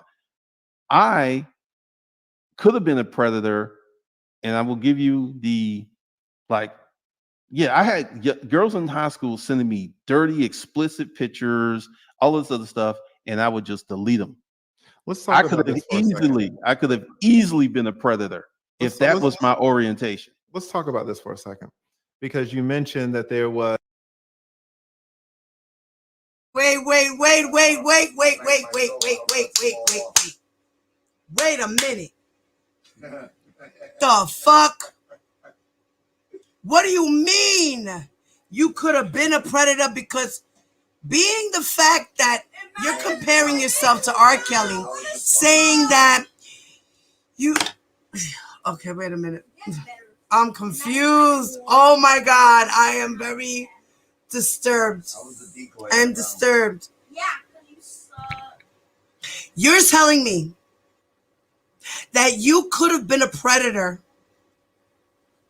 but you're not a predator because you deleted the child's pornography? You weren't like R. Kelly and kept the child's pornography? Is this what you're telling me? That you're not a predator because you deleted them? But you got them because you requested them. Don't say that the girls just sent them to you. You asked for it. Don't sit there and lie, motherfucker. Was 15 in your first video. You mentioned that, and you changed it in the second video. So I'm going to get there. But in the first video, you said that there was a 15 pictures, all this other stuff, and I would just delete them. Let's talk about this I could have easily been a predator if that was my orientation. Let's talk about this for a second, because you mentioned that there was 15 in your first video. You mentioned that, and you changed it in the second video. So I'm going to get there. But in the first video, you said that there was a 15-year-old. You said, quote, "We were just talking and stuff. I just talked to her. She'd send me dirty pictures. She was running, 100 miles an hour." Right. Then in the second video, you said, well, because now I think we can all agree that's a crime in Georgia, guys. That's actually a well, crime. I actually never met her. I never chatted. I mean, we talked because I didn't know she was 15 until a little later, and that was one of the issues. So we talked. Well, let me just jump in. What I'm telling you is, if you're talking and getting nudes from a 15-year-old, that is a crime in Georgia. That's the sexual exploitation of children. Yes, and it is. It's a felony grade crime, and it goes from 5 to 20, right? 5 years to 20 years. And once I found out she was 15, I stopped talking to her and I deleted the pictures. Gotcha. All right. But still, even if you don't know. I know. A lot of men have gotten caught up because they were talking to a girl. They didn't know how old she was. And the law don't care. The law doesn't care. Right. And I was like, "You're 15." She says, "But I'll be 16, I think, in May." And I was like, "That doesn't matter. You're 15 now. I can't keep talking to you." And I wait. Now I'm confused, because you're saying, well, when you found out she was 15, then you deleted the pictures and you stopped talking to her. But you said in the second video that she actually wasn't 15. You said that she was 16, and you just lowered the number to make it more polarizing. Well, I lowered the numbers of the girls and her mother, and not that one, because there was many girls. So not that one in particular. But this happened all of the time. I would be talking to a girl and I would find out how old she was, and I was like, okay. And it was a policy. I would just go ahead, block their email, delete their pictures, and keep it moving. This happened A lot. So the 15-year-old that you talked about in the first video, she actually was 15. But when you found out she was 15, then you stopped talking to her and deleted the videos. Well, I didn't have videos, just pictures. I'm sorry. You're exactly right. Deleted the pictures. Yes. Okay. How do you feel about that, Anton? I think it's nasty. It's so nasty, man. And I think maybe it's, you know, the ironic thing that I'm trying to figure out, because I say this regularly. I say I need to be the man that I would want my daughter to marry, right? I'm a reflection of the thing that I would want my daughter to marry. And I've heard Glendon admittedly say that he has a daughter. And so I'm so confused because TLA, one of the things that you said in this show was that, you know, one of your blind spots or handicaps, so to speak, figuratively speaking, was that you don't have kids, right? So you don't understand what it means to truly love and be passionate about the well, you know, sons are different. They rough and tumble. You want them to go through stuff or whatever, so on and so forth. I had a young man that I almost adopted. That was my nephew that lived with me. And I wanted to push him. I wanted to go through stuff. You know what I'm saying? Whatever. But daughters out of your own, that's yours. And then you can sit here and justify the idea that you was sitting there in grave detail talking about it ain't nothing like going with a young girl and she's 17 and I did her about 15 times. And even after she told me she was 17, I kept doing it to her, but you was a lot more graphic and all of this stuff. You have a daughter, bro. That don't bother you? Like, even outside of the law, outside of what was, because slavery was once legal. That don't mean that it was right. We're talking about morals and ethics and character. That don't bother you, bro? Honestly, that you got a daughter? My daughter and I have a very special relationship. And she kids me. She's like, hopefully you won't be dating someone my age. So my daughter knows who I am. She accepts that, and I accept her. And she makes her own decisions. She tells me she's a virgin. I have no other proof, so I believe it. But once again, I am not one of those men who will push and press my impressions upon my offspring. Because from my experiments, from Craigslist, I know kids will do what? A lot of different things. A lot of different things. That's exactly what our role is as a father, to push our impressions on our kids. We want them to be better versions of us. That's what we're supposed to do. What are you talking about? What I'm talking about is, all right, I have some friends right now. They have a 16-year-old daughter. They're good people. She is wild as hell. And it isn't because she doesn't have good parents. It is because of who she is. And this is something that a lot of people cannot, you know, it's like, well, she had bad parents. She could have had the best parents in the world, and she just turned out to be one of those kids. And there are many, many parents out there who have 15, 16, 17, 18-year-old children that they cannot control, they cannot instill, they can't put anything in them. And this is something a lot of people have a hard problem understanding, because everyone reaches an age where they understand what they're doing. And some people reach that age earlier. Some of these kids know exactly what they're doing. They're smoking, they're having sex. But you just said it, Glenn. You said they kids. Why would you, as a grown man, be interested in somebody whose brain isn't scientifically, and you know this for a fact, proven to be even developed until their 20s? Why would you take advantage of that as a man that not only is a grown man, you have power, you got resources, you got cars, you got all of this stuff that you know are enticing to children? You call them kids out of your own mouth. Why would you even consider that, bro? Why would you consider talking to a 16-year-old, a 17-year-old? Why would you be having conversations with somebody that looks like they're 15 years old? First of all, now there was some of them who looked like they were 15, 10 years old. I didn't even talk to them. A lot of these girls did not look their age. They didn't look their age. And like when I sent the lead attorney, this came from a 16-year-old girl who looked like she was 20. All kids don't look the same. There are some kids who look like kids. They're 15. They're girls who are undeveloped. But you're still describing them as kids, Glendon. You're In this calling them kids out of your own in mouth. this But conversation, then you, I'm saying they're kids. but then you Hold on, had wait, sex with them. No, I did not have sex with any children. Oh, so I'm sorry. At what age do you define a girl to not be a kid anymore? That's a really interesting question, because there could be someone who could be 18 who could still be a kid, very much childish, very much immature. There could be someone who could be 16, like the one who was 17 that I was messing with. She had her own place, her own car, and a job. I did not know she was 17. Glendon, you literally advised guys to stay. You said you found a 17-year-old out of your own mouth, word for word. You started doing research on her on social media. You noticed in some pictures that her parents were around and that she That had was a a different strong girl. family. That was a different okay. girl. It's a different girl, and she had And a I didn't strong mess with that family girl. structure. I didn't But mess you with that said girl. that you knew she was 17 and you did research on her and you found out that she had a strong family structure because she was taking pictures with her parents, and that's one of the things that you decided that prompted you to leave her alone. That is predator. You're hunting.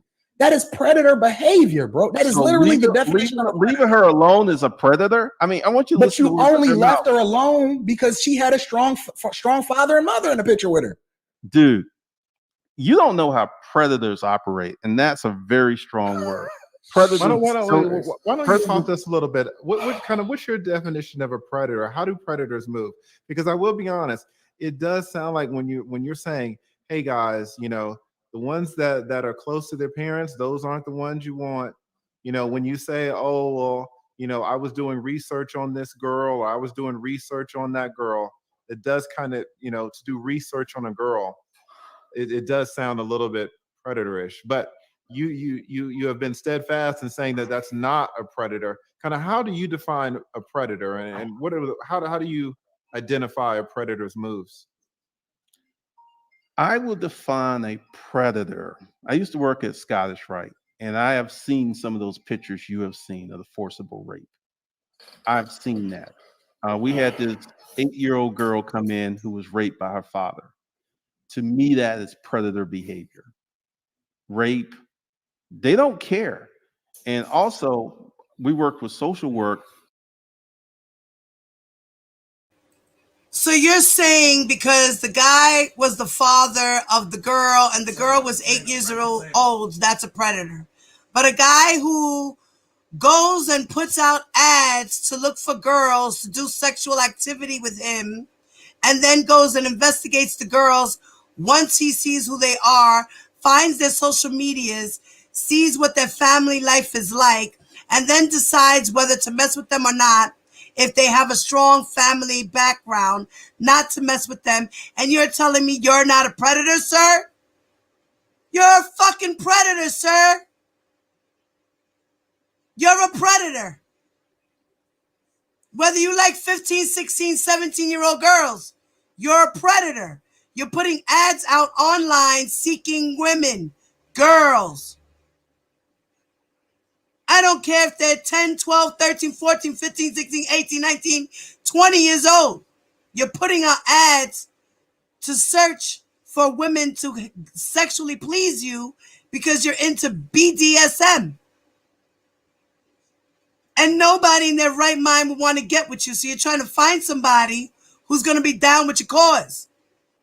But then you're preying on little girls who are willing to do anything. And then you're saying you're not offering them anything. You're lying.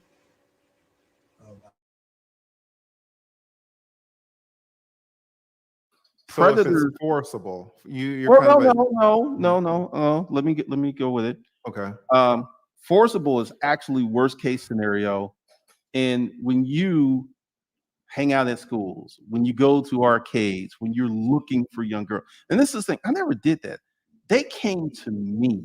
That was Based off of an ad that you put out. You Right. literally put the ad out. They didn't just see you walking down the street and you just turned them down.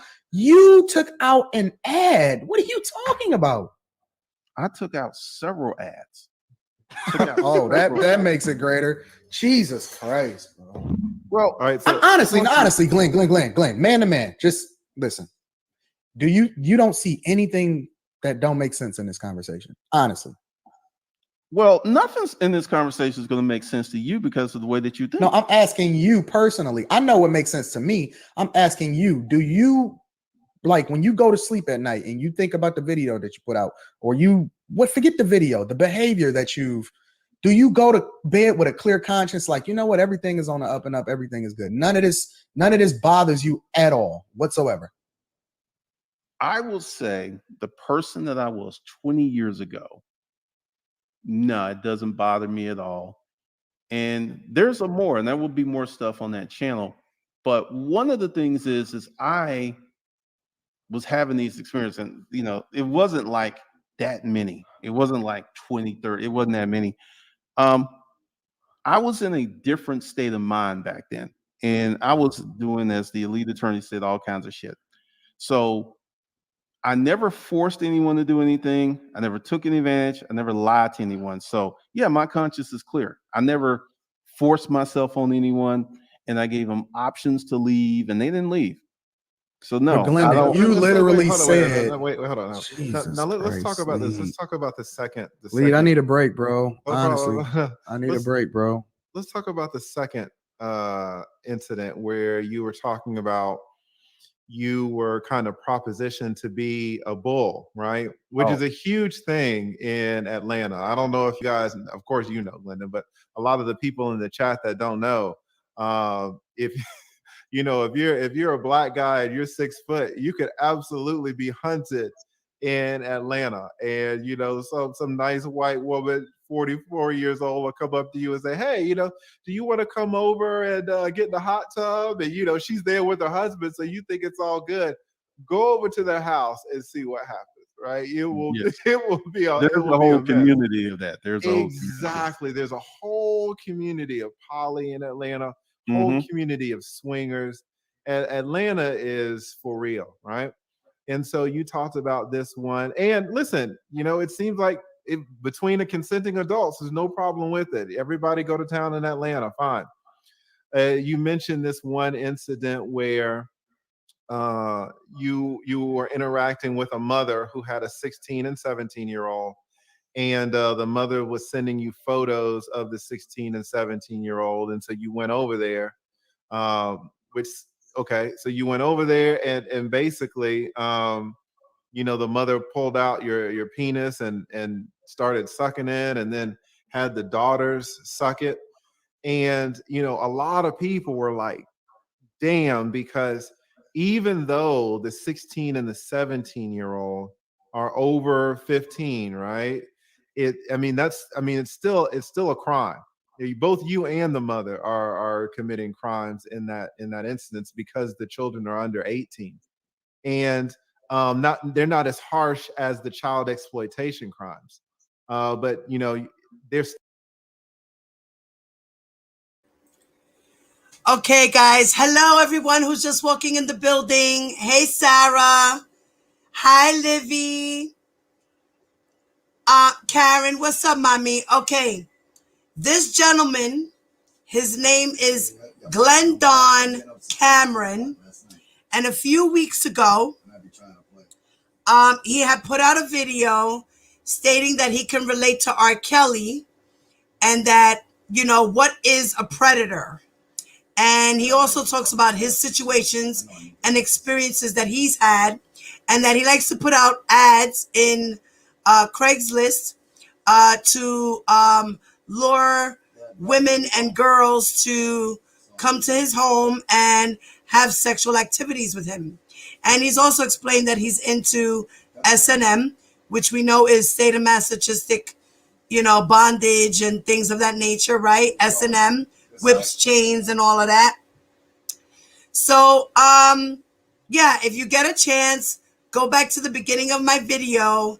I show his video where he's talking about R. Kelly. He's sitting in his car and he's dedicating a page to predators, or actually men who have fetishes for young women.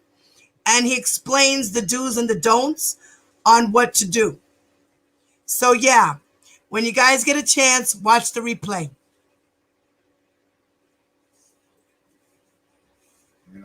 gun, man. I got a fucking pistol.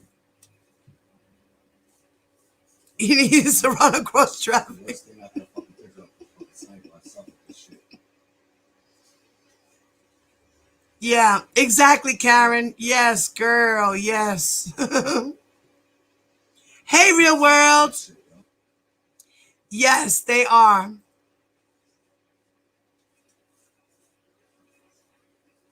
Is that your channel, Ty? Or is that the video? Thank you, Ty. It is very triggering. I already gave a warning out. If you cannot take what's going on in this live, please jump off the live. I gave everyone a trigger warning. This is very, very triggering, guys. Okay? But we need to talk about it. We need to get it out there more. You know, this happened a few weeks ago. I just saw it on my news feed today for the first time, and I was very outraged. Just like that old man, Hugga Bugga Book, whatever his name is, and his 18-year-old daughter. I think that's disturbing, even though she's 18 years old and she's of legal consent to get married and do as she pleases. I still think that this young lady was groomed, and it's disgusting. Let's continue. Still children under the law. They're called minor children. And 16 and the okay, so you went over there and basically you know, the mother pulled out your penis and started sucking it, and then had the daughters suck it. And you know, a lot of people were like, damn, because even though the 16 and the 17-year-old are over 15, right? It's still a crime. Both you and the mother are committing crimes in that instance, because the children are under 18. And they're not as harsh as the child exploitation crimes. But you know, they're still children under the law. They're called minor children. And now you kind of clarified this and you changed it in the second video, but we're going to talk about that. But in the first video, when you were saying that, you know, you guys were all having sex in the same room, you know, what hit me is, number one, the mother needs to be in jail, first of all. I can't imagine a mother taking your penis out of her mouth and then putting into her 16-year-old daughter's mouth. That's outrageous. And I've represented children who had some shitty mothers, and that is a shitty mother, number one. If she has sexual fantasies and pleasure, that's fine. She does not need to involve her kids. Number two, all the guys were like, where in the hell is the father, right? And I see so much where women are just they're just given primary physical custody of these kids, and the fathers only get to see their kids every other week. Yeah, the mother needs to definitely be in jail, because she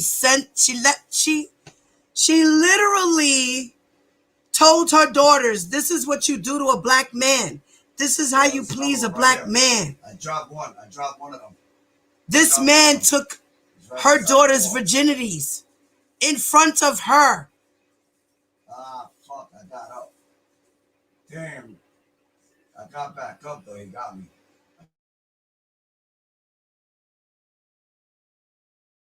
Weekend, and I'm, again, as Anton said, as Blind Guy, his wife, their life said, I'm not a father.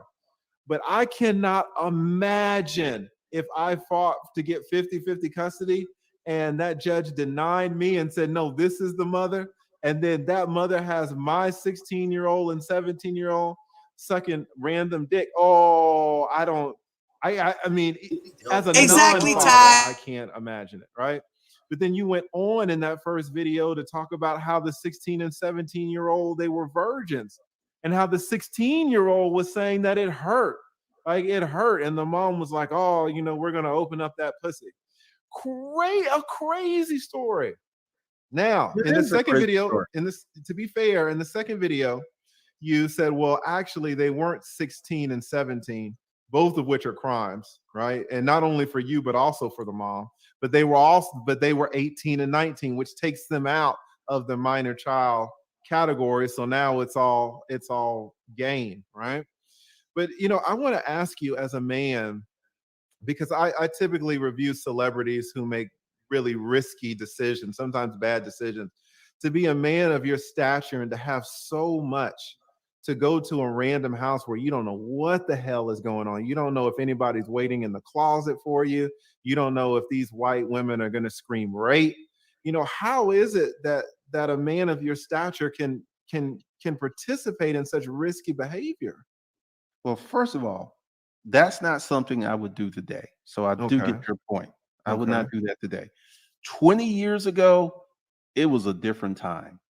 Um, Now that I think about it, nothing ever happened for me doing these escapades. Nothing ever happened. But thinking about it, it could have, because I did this. I would show up at their house and things went well for me, but they could have been bad. I feel like I have a guardian angel because I did a lot of stuff. Like 20 years ago, I was a different person than I am today. And like today, I have so much to lose. I would never do anything like that. I wouldn't.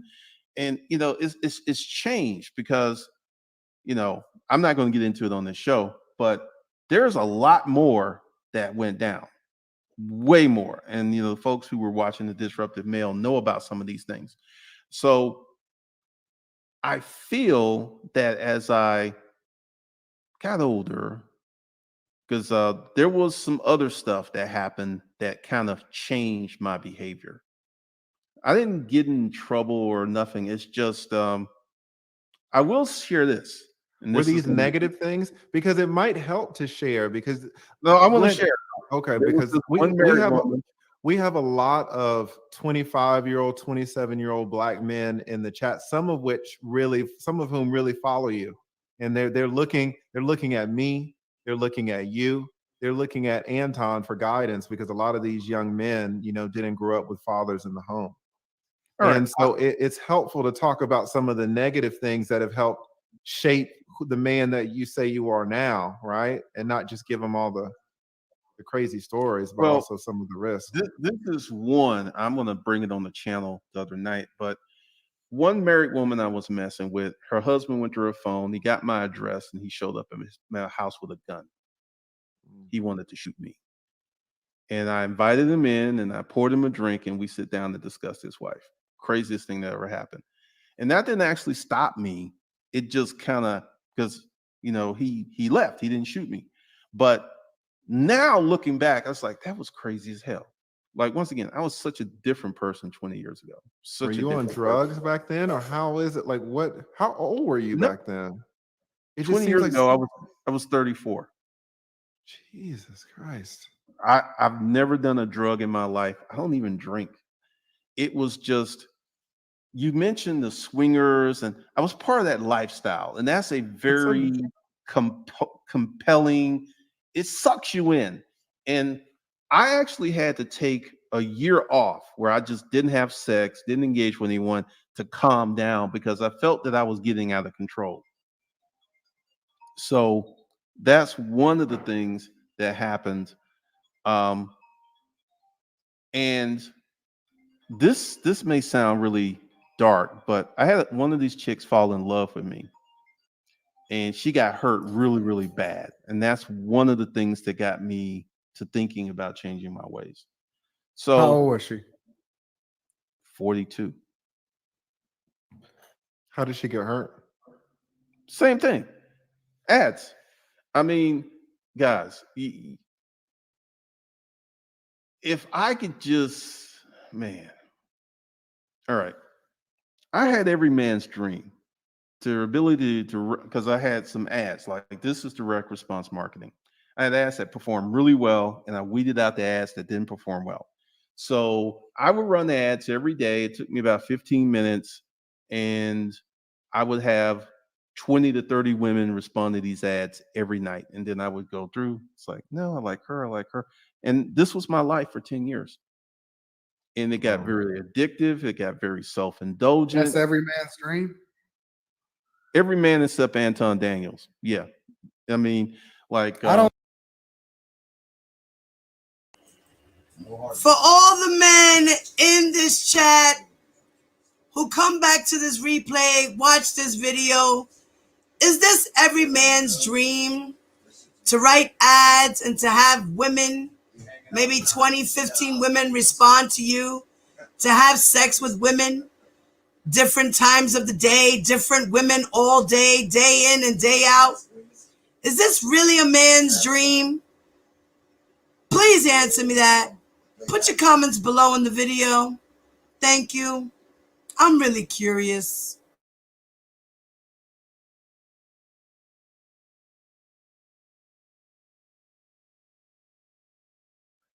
I had every man's dream. The ability to, because I had some ads, like this is direct response marketing. I had ads that performed really well, and I weeded out the ads that didn't perform well. So I would run ads every day. It took me about 15 minutes, and I would have 20 to 30 women respond to these ads every night. And then I would go through, it's like, no, I like her, I like her. And this was my life for 10 years. And it got very addictive, it got very self-indulgent. That's every man's dream.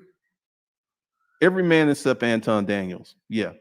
I mean, like I don't think every man runs ads in order to be able to reach out and get women. Well, I would say I would agree with you that, because I know that you don't appreciate it, because when running ads to sell physical merchandise and running ads to get women, they're roughly the same. So it's a skill set. But every man's dream, most heterosexual men want to have a lot of unlimited sex with no restraints, no requirements. That's most men's dream. There are some men who meet a one woman, get married, have a beautiful relationship. That's a beautiful thing. But the average dude wants to have as much sex as possible. That much I'm sure of. Glenda, can I ask you a question? I'm genuinely curious. Because it seems as though, looking at your videos and going through your very, very, very detailed sexual experiences with these teenagers, so to speak, right? It seems as though you base your moral compass as far as how young a girl should be. And you admittedly said that the only difference between you and R. Kelly is you didn't have other people going out to get the girls for you. That's word for word exactly what you said. The only difference between you and R. Kelly is that you didn't have girls going with him. And you said that you wasn't as big as R. Kelly. That's A, right? But B, you justify the behavior by saying that it's legal, or you felt that it was legal, or whatever, right? That the minimum age in which you can have sex with a girl is 16, right? Do you base your decisions as to who it is, because you said you like young girls, who it is that you want to have sex with based off of what the law says, and not necessarily based off of your own decisions as to how old or how young they should be? All right. Once again, this video was an experiment. Let me say that again. And the video was titled, I Could Have Been Like R. Kelly. I could have been a predator. I mean, if I had true R. Kelly energy, there would be about 500 teenage girls fucked at the moment.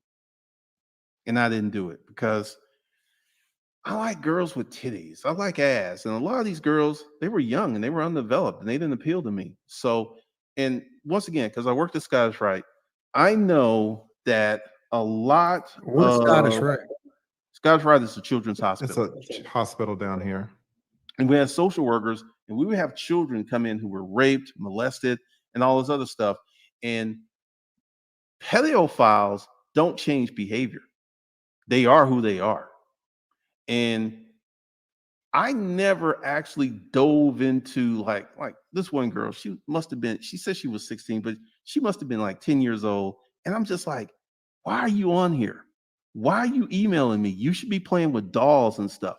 So I did not base my acceptance on age. I based my acceptance on, was she hot? Did she look a certain way? And most of these high school girls were not hot. They didn't look a certain way. They had braces and all this other stuff. So typically, I would say the medium age for the women that I engaged off Craigslist was about 28 to 32. That's where the bulk of them were. So I wasn't like hunting down children and it was funny.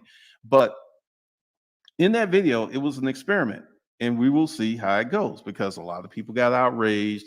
I have people leaving comments on all of my channels, and it's just wow. You didn't answer the question, Glendon. I said, do you determine how young the girl is as far as what I the did minimum answer your requirement- question. I said age has nothing to do with it. I don't go after girls who are young. But I you, just said, but you have this level of girl. I just said- wait. Come on now. You just said that you don't go after girls who are young, I but don't go after teenagers. Let's put it that way. I do like young women, 28 to about 35. Yes, I do. Guilty. You literally described in detail how you love young girls. You word for word. I love young pussy. Once again, Hold on, that wait. video was You an went into how experiment. perky 17-year-old girls' tits were. You described in detail. Yes, I in did. In the grave video, that detail was an experiment. how awesome it was. And then when you found out her age and you found out she was still 17 and she wasn't 18 yet, you kept going. You admittedly said, I love young girls, word for word. That's what you said. Was it a lie? Because if it is, then you told it. and to be clear, you did say that the video was an experiment, but you also said in that experiment everything was true except for Their ages. the ages that you changed. But you didn't say, when I said I love young girls or I love young pussy or that whatever, you didn't say that.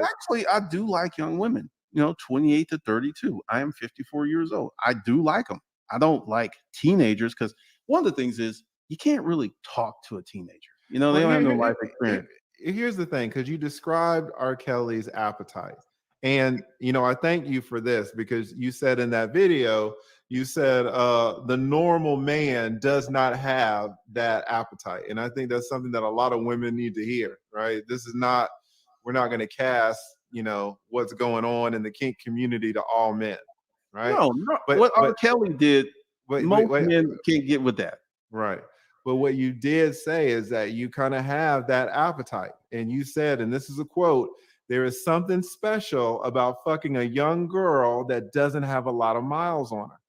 Now, and this is not a shot at any 28-year-olds. 28-year-olds in Atlanta got a lot of miles on them, right? That's not a shot. It's not a shot, but it's true. It's true. So let's be honest, Glendon. When I will share some with you.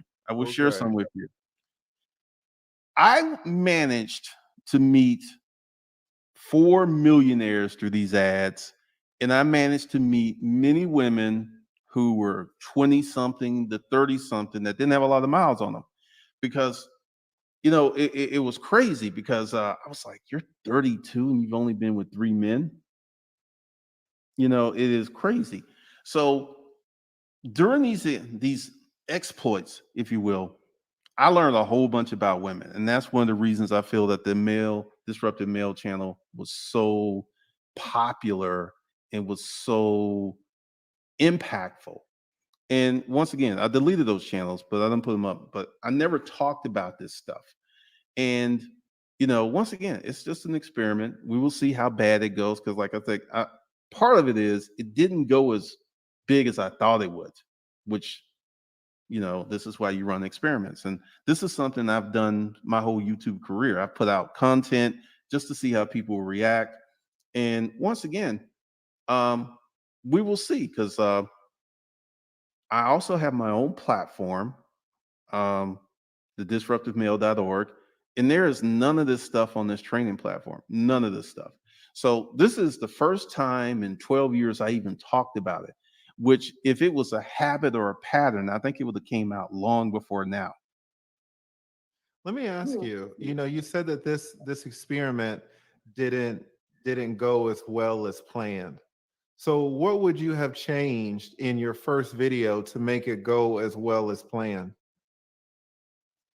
I don't know. I haven't thought about that because one of the things I'm going to do is not do content like that anymore.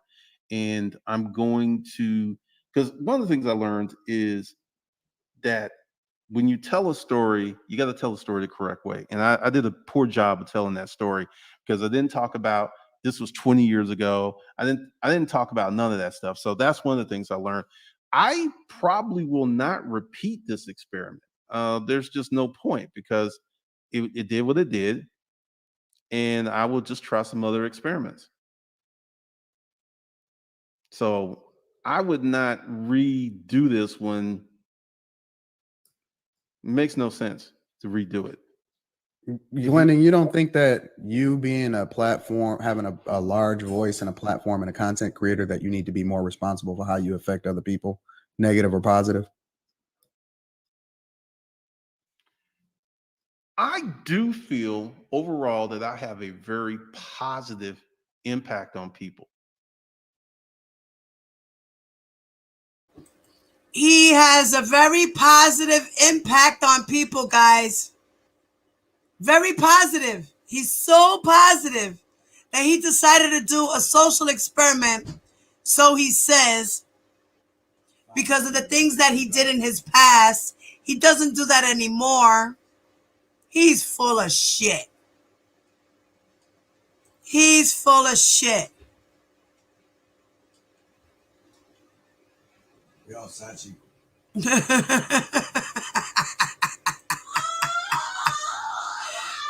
Sarah, that was funny. Okay? Sure am. Yeah, exactly. You suck. Oh my God. His lordship. Wow.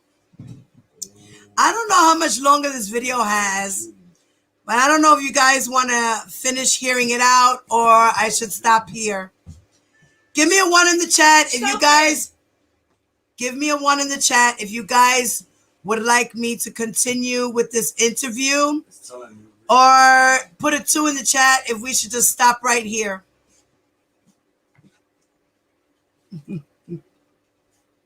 Watching all me twos.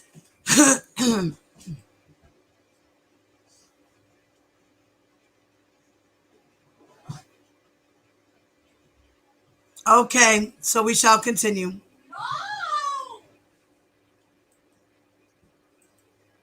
And every now and then I will take a risk, and this was a risk. So overall, the majority of the content I put out is helpful, useful, and mundane. So this is one of the reasons that, much to a lot of people's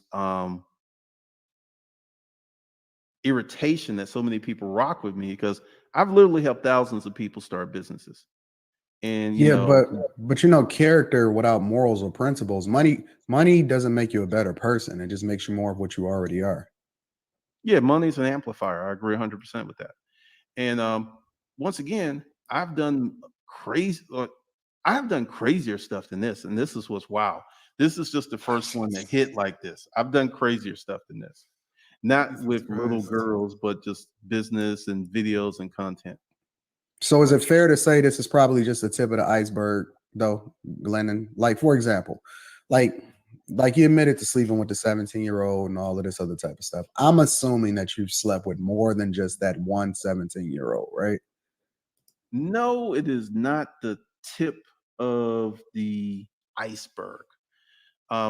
Typically, those were, I would say, exceptions, because most of the high school girls were young and immature and they had no appeal to me. So, like I said, the majority of the women that I had these escapades with were between 28 and 32. Yeah, but at the same time,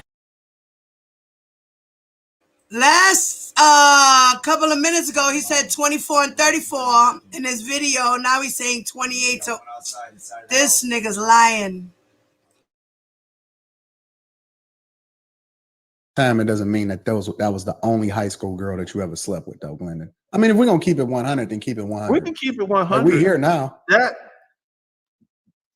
actually, I think that is, because the two girls with the mother were in college. So Glendon, yeah. you went into grave detail. You have a really good memory. You went through Well, and no, described no. detail. So I now am you're a trying to great say, oh, you know storyteller. what? I don't know. I think that is. No. I'm a great storyteller. I'm a great storyteller because when you can tell a story that moves people the way that this did, and it wasn't true, I'm a great storyteller, and I need to get back to telling more stories because But you're Glendon, 100% wait. convinced Are that you one? No. I'm honest. I want some clarity. I'm genuinely looking for clarity because I feel like I'm being bamboozled, right? Are you telling me the 17-year-old is the only high school girl you've ever slept with in your entire life as an adult? yes. But once again, I'm a great storyteller because, first of all, a lot of the stuff in that was embellished a little bit. And what I did was marry some real experiences with some embellishment. And I'm just sitting here like, I realized that I could tell a totally fictitious story and it'd be believed. You Because said everything in there was true, though, Glendon. You said everything that you said it was was true, but the ages were not true. Yes, I but the said that. 17-year-old age was true. Yes, I did not know And the she was 15-year-old age was true. the one I didn't mess with. The one that That you got pictures from. That was true. Yeah. And once I found out she was 15, I deleted the pictures and I stopped talking to her.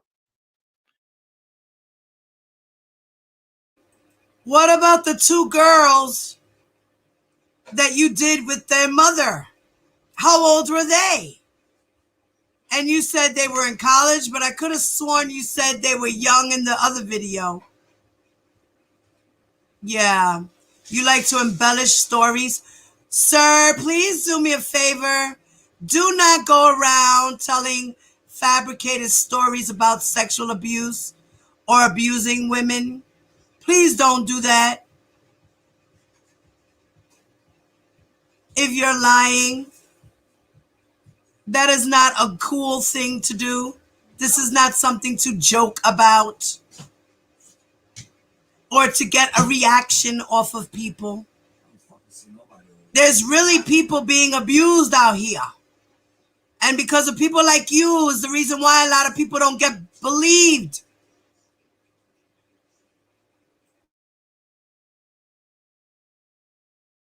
Look, I'm in Georgia and I know that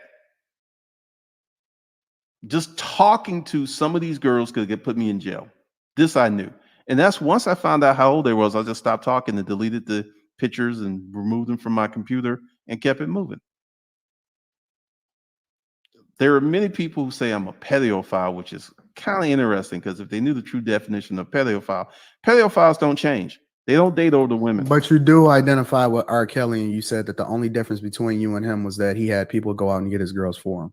Once again, that was part of the embellishment of the video. But then you said that everything in the R. video Kelly, was true except for the other girls' ages.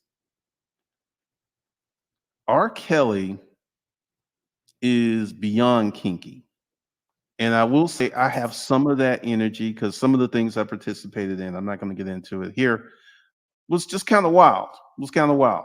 And R. Kelly was doing the wildest things. But I did not have this passion that R. Kelly had for young girls. I didn't have that. So you saying that you was lying in the video? I just told you I embellished. If you want to use lie, embellish. I lied about their ages and I added more character and effect. And this is something else that you guys don't know about me. I used to be a writer and I've written some crazy stories. So I'm going to get back to more stories. So now he's a writer. Guys, he's a writer.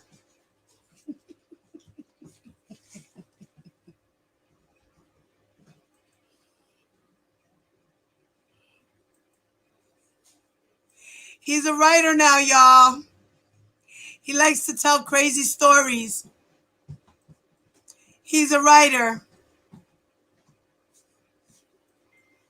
Yeah, it's all hearsay. Yep. Right, he had an appetite. Right, exactly. Right.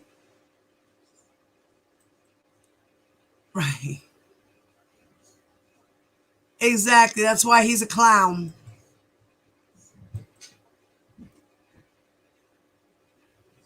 Yeah, there was one on the roof, so watch it. Right, a social media reaction. Like, why are you trying to get a social media? You sound stupid. Why would you do some dumb shit like that? Why would you lie to people? Why would you want to embellish on a story when there's real victims out here who are getting blamed for lying?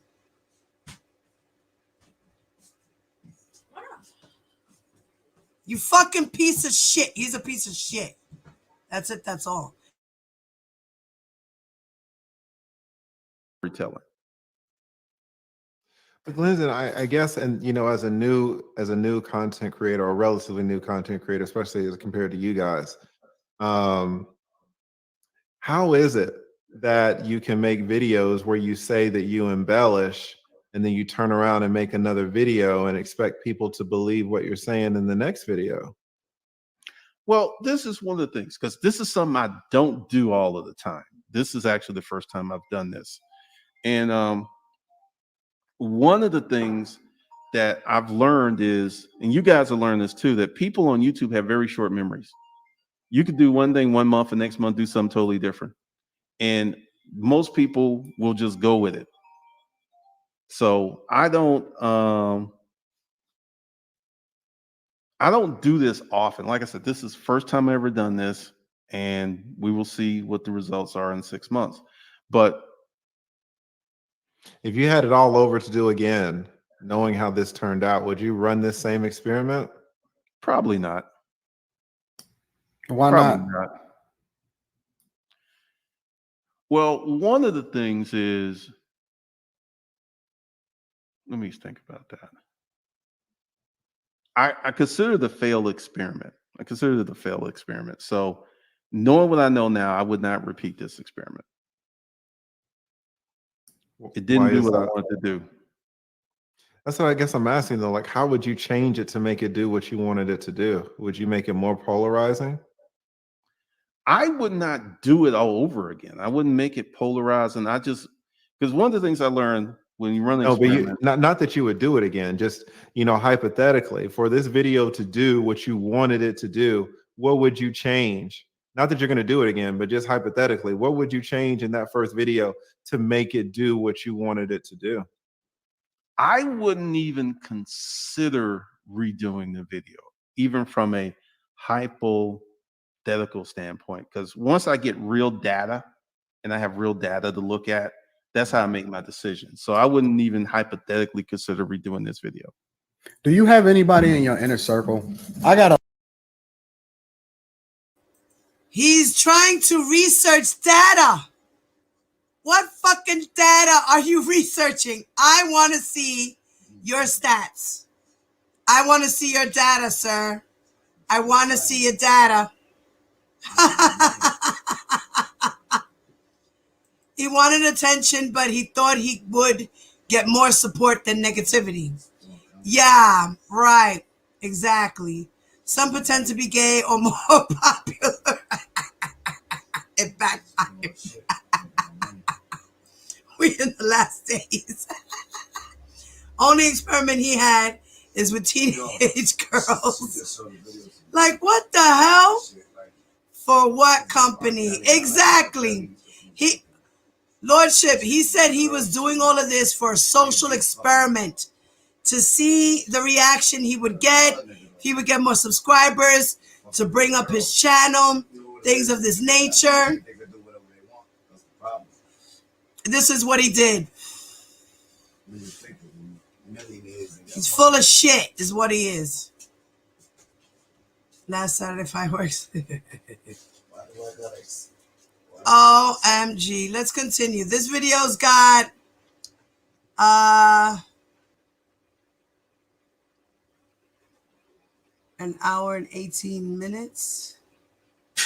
All right, so we got about like 18 more minutes left of this video, guys.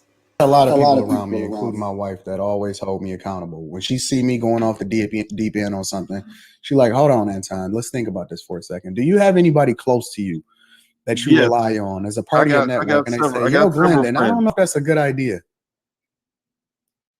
I have counsel, if you would call that, but I don't typically run my business moves across or in front of my counsel. So, you know, I've had a few friends who. Oh, no. I'm not talking about business. I'm talking about the decisions that you make in your everyday life. I don't care about the business aspect of it. We both successful. We both cut from different cloths. Clearly, I'll give you that part, right? But as far as how we move in our everyday life, you don't have nobody that you glean from or you keep close to you, and it's like, you know what?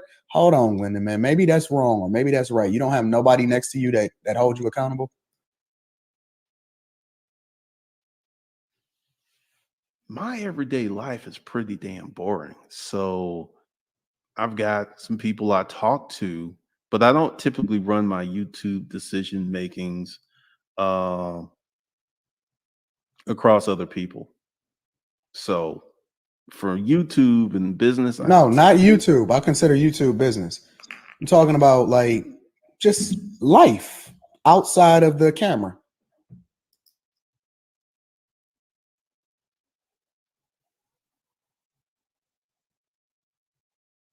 yeah, What do there's a you few people. what do you base your morals and your characters and your character and your ethics off of? If you have nothing to compare it to, how do you determine whether or not you're right or wrong, or you making the right or wrong decisions? Once again, I'm a risk taker. I will take some risk and, you know, just deal with the consequences. But typically, from a morality standpoint, I don't really do a lot that's immoral. If anything, I live a pretty boring life at the moment. I'm done, TLA. You know what I think. Well, let's do this, and I want to thank you guys for giving me all of this this time. If I had to pay for this time, this would have been thousands of dollars. So I really appreciate you guys coming on. Let me get your closing thoughts, Anton, and then I'll give the last word to Glenda. My closing thoughts is that Glendon is absolutely the what would I say? The poster child. The poster child of what you don't want to become when you become rich. When you get money, when you get resources, it does not make you a better person. And I think that for far too long, the good people, the very, very good people have stood back and remained silent when it comes to those that do things that are morally bankrupt and go about doing things, and they think that money is the thing that validate them, or numbers or subscribers or visibility or whatever, and they can run any kind of experiment with no kind of accountability of how they affecting other people. I think that with more power comes more responsibility, and that for far too long, good people are being too quiet. And it's one of the reasons why I'm so vocal when it comes to making sure that you align with people of good character. When I live my life like an open book, I put that on a platform because I want people to see an example of what it is that you can do when you do things the right way. You ain't got to cut no corners. You ain't got to do nobody wrong. You ain't got to take advantage of nobody. You don't have to sleep with people that's underage, or in my personal opinion, not as it relates to the eyes of the law, right? But as it relates to just doing the right thing when nobody else is looking. And I think that Glendon is so confident, and he's been getting away with doing what he want to do for so long, and he's so brazen in how he moves that he feels like he's untouchable.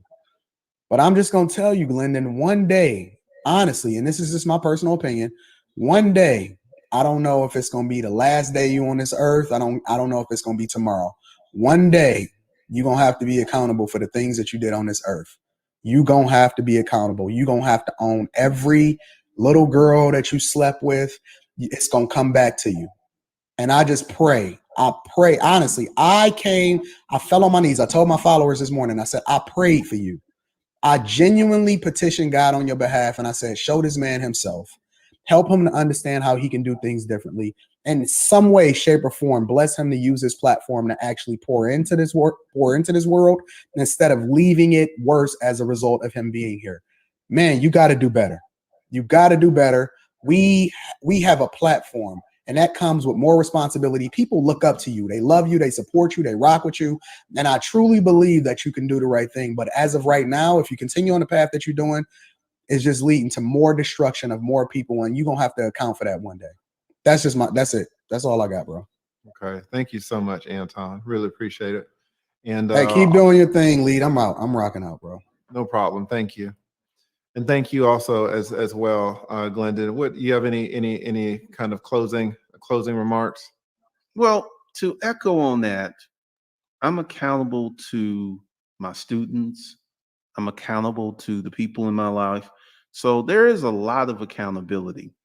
And looking at my track record, 12 years, one video doesn't define a person. And that's what I think a lot of people are trying to do. So I appreciate the invitation. I appreciate the conversation. Like, I don't hate Anton or anything. I'm not going to make any more videos. What I'm going to do is just continue to do the work I was doing before this all went off. That's what I'm going to do. Because I love helping people. And I'm going to make The Lost Kings the best male content channel I can make it. I am doubling down. And, I don't reach out or tag a lot of people anymore because I didn't really like that strategy. It didn't feel good to me. So that's pretty much it. That's what I'm going to do. All I right. appreciate you having me on the show. It was good talking to you. No And problem. I want to thank you again for giving us your time and coming on and being fairly open and giving us kind of how you view things. And hopefully the people in the chat have been able to pick up some lessons, especially the ones who are starting new YouTube channels. Maybe the one of the biggest lessons that they can learn from this is that, the experiment that you ran, we'll call it an experiment. You said that, basically it didn't work and that you wouldn't run it again. And so this is not the way, not necessarily, this is not the way to launch your channel. This is not the way to get views. Is that right? pretty much. But once again, like I said, I'm a risk taker. I will take a risk. And if it turns out bad, I'll live with it. Gotcha. All right. Yeah. Well, listen, thank you so much again, Glendon, and thank you so much for your time. I really appreciate it. I'm going to drop you down, but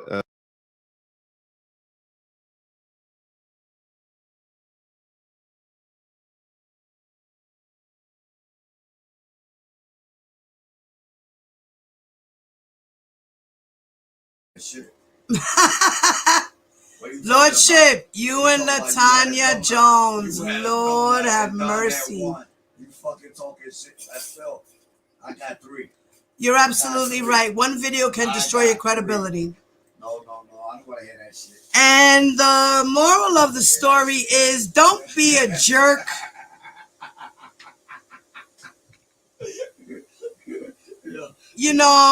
If he's telling the truth or he's lying, he needs to be accountable for his actions. If they are true and he did mess around with these young women, young girls, the mother who did that with her daughters should be accountable as well. I know that his channel was taken down. I tried to look it up. I couldn't find it. Let me find out. So, if you guys are watching the replay on this video, please leave your comments below. In the comment section, let me know what you think about this guy, Glenn. And